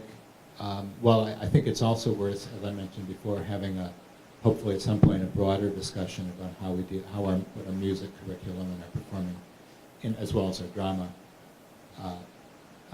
what those goals are and how we can figure that. I'm also quite sympathetic to the idea of if we really, we do have, I think, in this district, a lot of success. We've had a lot of success over the years in having a really good, strong music program, and I think that is an area where I would be sympathetic to spending the money that's been asked. I think there's a good case for it, and I would favor it. Thank you. Maria?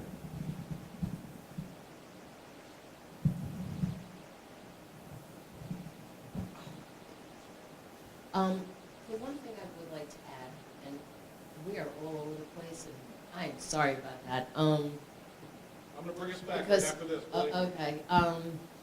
While listening to everyone's comments about the CIO position,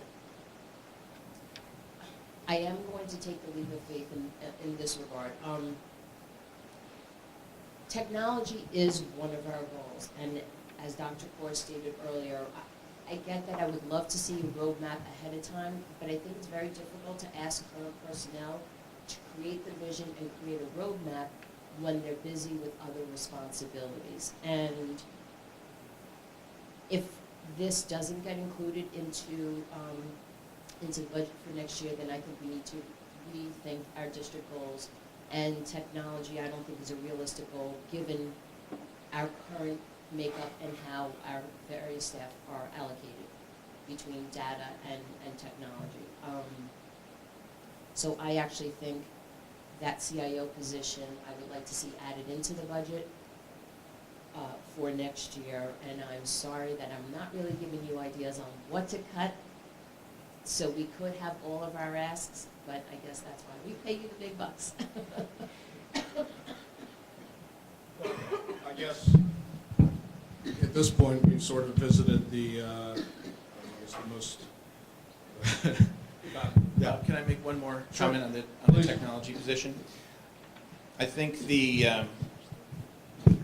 not to rain on the technology parade, but I think one of the things that has bedeviled us since we started talking about technology is the two aspects of technology, which is technology in the classroom, flipped classroom, the Chromebook experiment, and curriculum, technology curriculum, meaning literally designing curriculum that is going to provide our students and children with a better foundation in technology.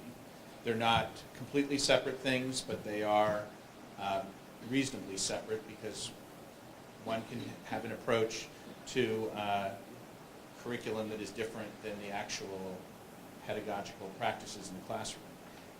I guess I'm just not sold that making this change with the hiring of a clerical person to do the really heinous work for New York State in terms of providing the vast amount of data that they require is necessarily going to solve the curriculum challenge.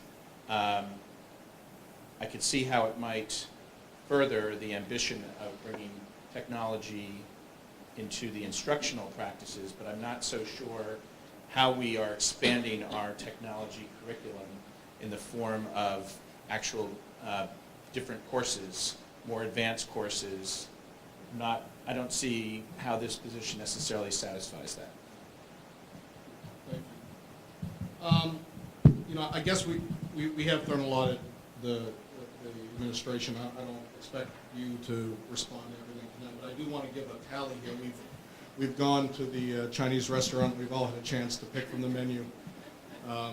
And I think where we stand right now, and I'm going to have to put this in an email you post, I'm sure you've been keeping notes as well, that from a standpoint of the majority of the board on the various issues, I think from initial direction, and please jump all over me if I'm wrong, but I think we're hearing that a majority favors the addition of bus monitors, a majority favors the deletion of the CIO position, a majority favors the .4 FTE, only because I failed to mention that I was also in favor of that, so thank you to Robin and John for bringing that up. So you used to swing vote. Well, it's when you get to, Hour of 10. well, it's, you get to speak last, I guess. I'm sorry, it's the .4 at the high school for flexibility. Rather than .2. Rather than .2 plus the stipend, right. If it, obviously it's subject to them, the administration working through to see if it works. And then the other matter was plus the special ed crisis TA. There's a majority there dealing, and obviously with the continuing conversation about how we look at that in light of the mandate to address costs with the previous misunderstanding that the board had on the issue.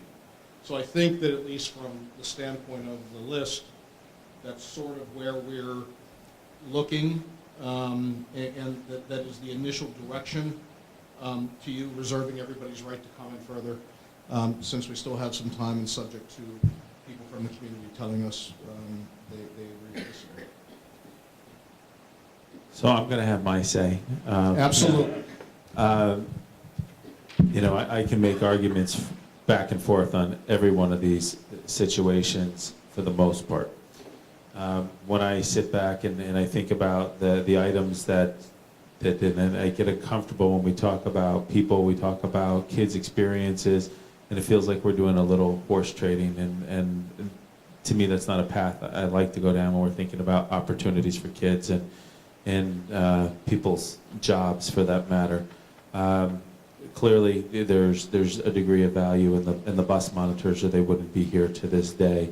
That was looking from an administrative standpoint, trying to establish priorities and identify potential savings to do more in classrooms. The scheduling flexibility piece, when we go back to, I think it was 2 budget meetings back, we identified, and I think Raina and Dave Cohen both spoke to the fact that they thought that other model with the .2 and a stipend would be able to address our needs. I understand the board's desire, wanting to give more flexibility, but I question that if we're leaving some money on the table, so to speak, with that one, because I think I have to turn to my colleagues and trust that they've done some analysis on this, and they think that scenario would work. The TA situation, clearly, if we didn't see a great upside to that for our students, and by providing additional early interventions and the potential impact on those students having fewer services throughout their educational career and maybe some potential long-term cost avoidance for our district, it would have never been on the table. The area that I struggle with, and maybe to reiterate some of the comments that were made by Mrs. Kerner and Mrs. Kashkin, the CIO piece, we're having the conversation using the term of what is a proposed clerical position, when realistically we should be talking about a tech coordinator position. I understand, Phil, that there is that we have to look to differentiate some of the responsibility and some of the activity that needs to occur to enhance the use of technology or to enhance the technological experiences our children have.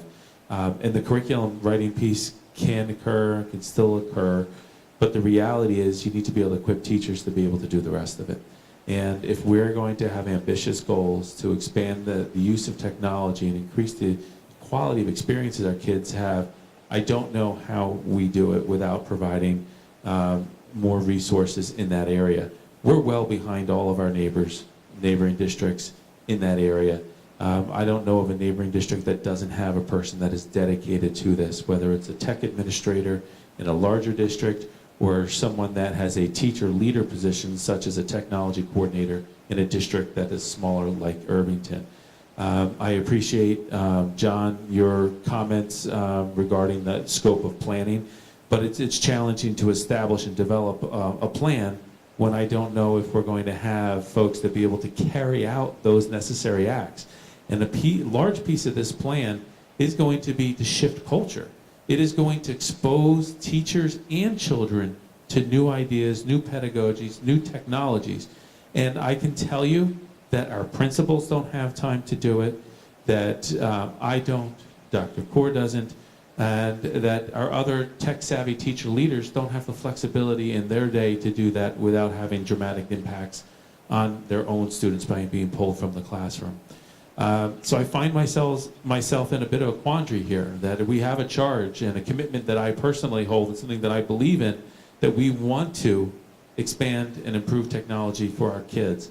But at the same time, to do so without other opportunity and resource, I think is very short-sighted. We're not asking for other money for technology. We're not saying we want to outfit new computer labs. We're not saying we want to buy layers and layers of new toys. We're saying we need the resources to be able to lead initiative, resources to influence our teachers, to be a thought leader in our schools, to change the mental models that exist. And to do that, we have to be able to not only set expectation, to collaborate, introduce new ideas, allow those creative teachers to share what they're doing, but we need someone that is going to carry that passion, that talent from classroom to classroom, to give our teachers the confidence that, yes, you can do this. And I worry that we're not going to be able to do that without the additional resources on that front. We can play around with the other things. We can find ways to make things happen. And in doing so, we may try to find some other savings, some nickels and dimes here and there throughout the budget. But realistically, if we're going to go and look at bus monitors, I'm going to be upfront. We're going to have conversations about other things that are on that list that everybody was reading from. We're going to have to look at co-teaching. We're going to have to look at the other add-ons as far as intramurals and other clubs and things along those lines. Everything becomes fair game again. So we have to be mindful as we start to shift in one direction, other things are sacrificed, and then there's going to be this argument and wrestling once again around those issues. I'll play with the other areas, we'll make difficult decisions. The CIO thing is something that I'm going to fight back on, and I ask you to reconsider that now, and I ask you to give me the benchmark financially that we need to be under cap and allow us to get there in another manner by creating that position. The other item that has not been addressed that was on the table grew out of Mr. Montgomery's comments 2 meetings back, and then again was referenced in the meeting on Thursday, was the integration of capital projects. I don't know if that conversation has been removed from consideration based upon the changes in tax cap numbers, but I think we need to have clarity on that point.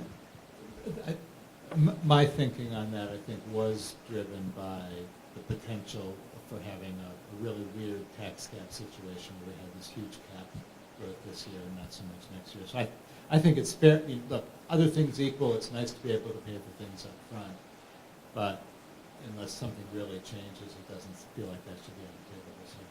I think you got agreement. Yeah, thank you. I think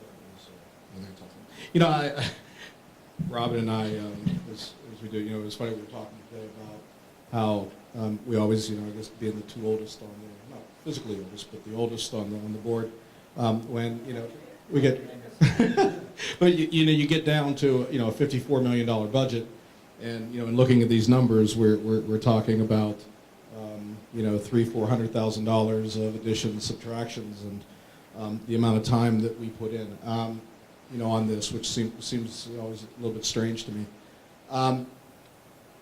If I can make a suggestion, I think that, from the board standpoint, and hopefully it's reflective of the community, that one of the things that we're hearing is that, and I understand the bus monitor issue, how it's continually sort of the low-hanging fruit in the last couple of budget seasons. But I think what the administration should be hearing is that, it's something that, we feel is, at least the majority of us feel is, pretty ingrained in Irvington right now, and be something that we'd like to continue. So, I understand the trade-off nature, and obviously you're very passionate about the CIO position. I mean, if there's a way, clearly that we could make it all work based upon the administration's recommendation, I'd be prepared to consider that. I guess the same thing with the 0.4 FTE. Maybe we just need to understand a little bit more about the 0.2 versus the stipend versus the 0.4. I don't know, but I guess what I would ask at this point is that you take the direction back, and I know it makes Bev's life hell to try to figure out how to find these numbers that we really don't have, but that we move forward on that basis. Have to buy her a new one. I'm sorry, John. Well, I just want to say one other thing, just kind of related to my perspectives before, and that is that I'm, in a perfect world, and I think hopefully, as time goes forward, we'll figure out ways to improve, what we're doing without necessarily adding to the head count, and that would be, I hope there are ways to do that. But, two of the things that I did feel, two of the things that I have feelings about, we're not taking on, and that's, I accept that I'm the minority, but I just want to make my position clear on them. And the first is the writing instruction. I think that we don't do a good job in teaching writing starting, from my perspective, but I'd love to hear broader data on this from starting in at least 6th grade onward, and reportedly through the high school. I think that it's far from clear that the proposal on the table is going to help that, and I'm concerned that it'll add a course that'll suck up a lot of time, that will not adequately differentiate instruction, and I'm strongly not in favor of doing that. But that's my point of view, and I just want to make clear that I state that strongly. Somewhat less strongly, I think it's, the music thing is attractive to me. Not because there might not be another way to structure music so we can improve it without adding headcount, but clearly it's something that a lot of kids are interested in, and it sounds to me like we don't have the staff to accommodate them, and that's giving up something that's, I think, already important to Irvington's education. Mine's more operational, my comment, and I was going to say, in light of, this is the timing of the tax cap and the timing of vacation, and, the talk that we might need to add a budget meeting, I'm wondering if we could at least maybe have Elaine look for a date that people could hold in the event that we do decide we want to schedule it, just so that we're prepared. Yeah. Absolutely, that's great. Why don't we do that and circle it, at least to make sure that the administration and the board are all available, and then yeah, exactly. There's just so we can make sure that once the community forums happen, people may want to come and tell us things outside of that forum, but in a public forum like this to hear our thoughts. Well, we don't need to do it right now. It's okay, because we're not going to be able to respond to you. So why don't we send an email around? No, and we will do that, but we're at really a point, and I think we need to acknowledge the fact that almost any night we schedule something, we're in competition with another event somewhere. So there, to be able to accommodate this, there's going to have to be, and I would imagine that we're going to have, there could be similar conversation associated with the meeting on Thursday regarding fields and facilities. So I don't know if there's a way of marrying the two or integrating two there. Well, you know, we got to play this by ear, but yeah, we got to sort of play this by ear. You're right. We may need to marry the two, but I think now let's just plan on a potential budget discussion. But I also think part of the goal would be to get one that's later in April, not just adding another date. Yeah, the goal is, as stated, was to make sure that it's after the public or the meetings that were had, so that we could consider anything that comes out of those. Okay, you have the direction that you so require? I think I do, but I'm going to ask that we have a confirming email. I will. Tomorrow. I'll do it tomorrow. And anticipate my creativity to be able to create the dedicated technology coordinator position. I am not only anticipating your creativity, I'm counting on it. Is there anyone in the community, the four of you, have anything to say before we break? Or after we break, but we'll be doing it at the Broadway Tavern afterward. Dale Russell. Well, the safety of our kids is of all our utmost importance and thinking. By not having bus monitors, do we expose ourselves to litigation? Either way, having them or not. Are we further exposed?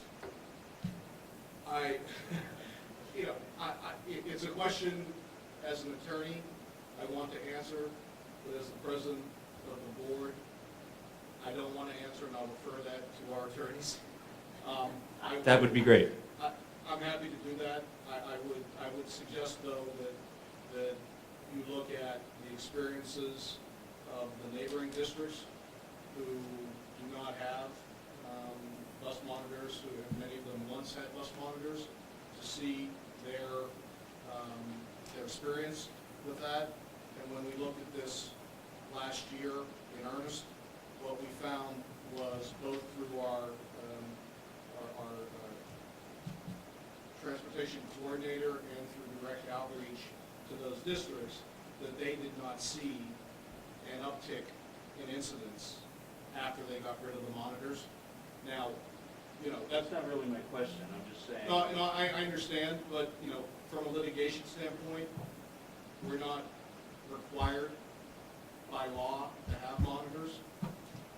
So, you know, I don't want to discuss really the legal theories or anything, but you know, I think from the standpoint of the board, I think that at least the majority right now looks at it as something that we understand that, you know, a large section of Irvington wants to keep. But we're happy to have counsel address that as to whether it's. But I can tell you that it's more of a. There's not going to be a definitive answer. There won't be a definitive answer. Because it really depends on whether anything happens, right? It seems the law is fairly definitive.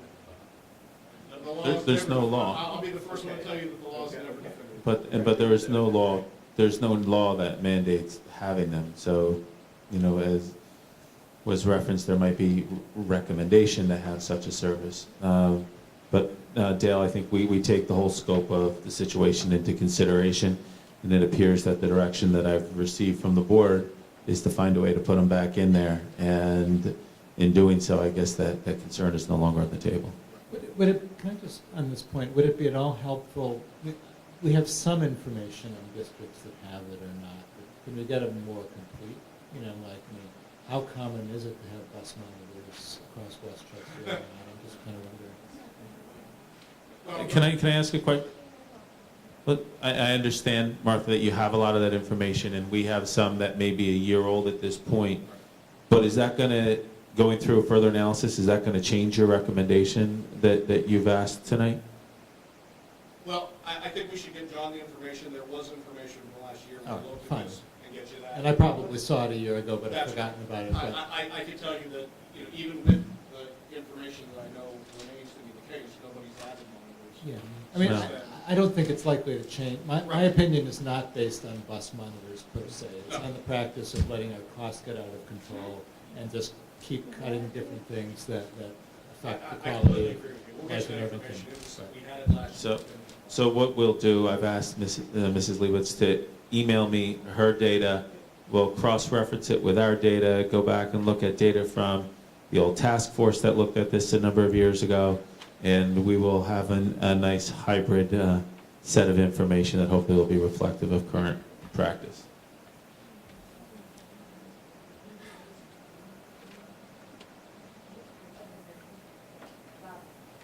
Sorry. Oh, okay. Oh, you want me to? Seeing nothing further, our next meeting is this Thursday at 7 p.m. Should we Here. just stay here? Sometimes I feel like it. And that will be to discuss the project and the infrastructure and fields initiative moving forward. So thank you again, everyone. And can I get a motion to adjourn the meeting, please? So moved. Seconded. All those in favor? Aye. Thanks, everybody.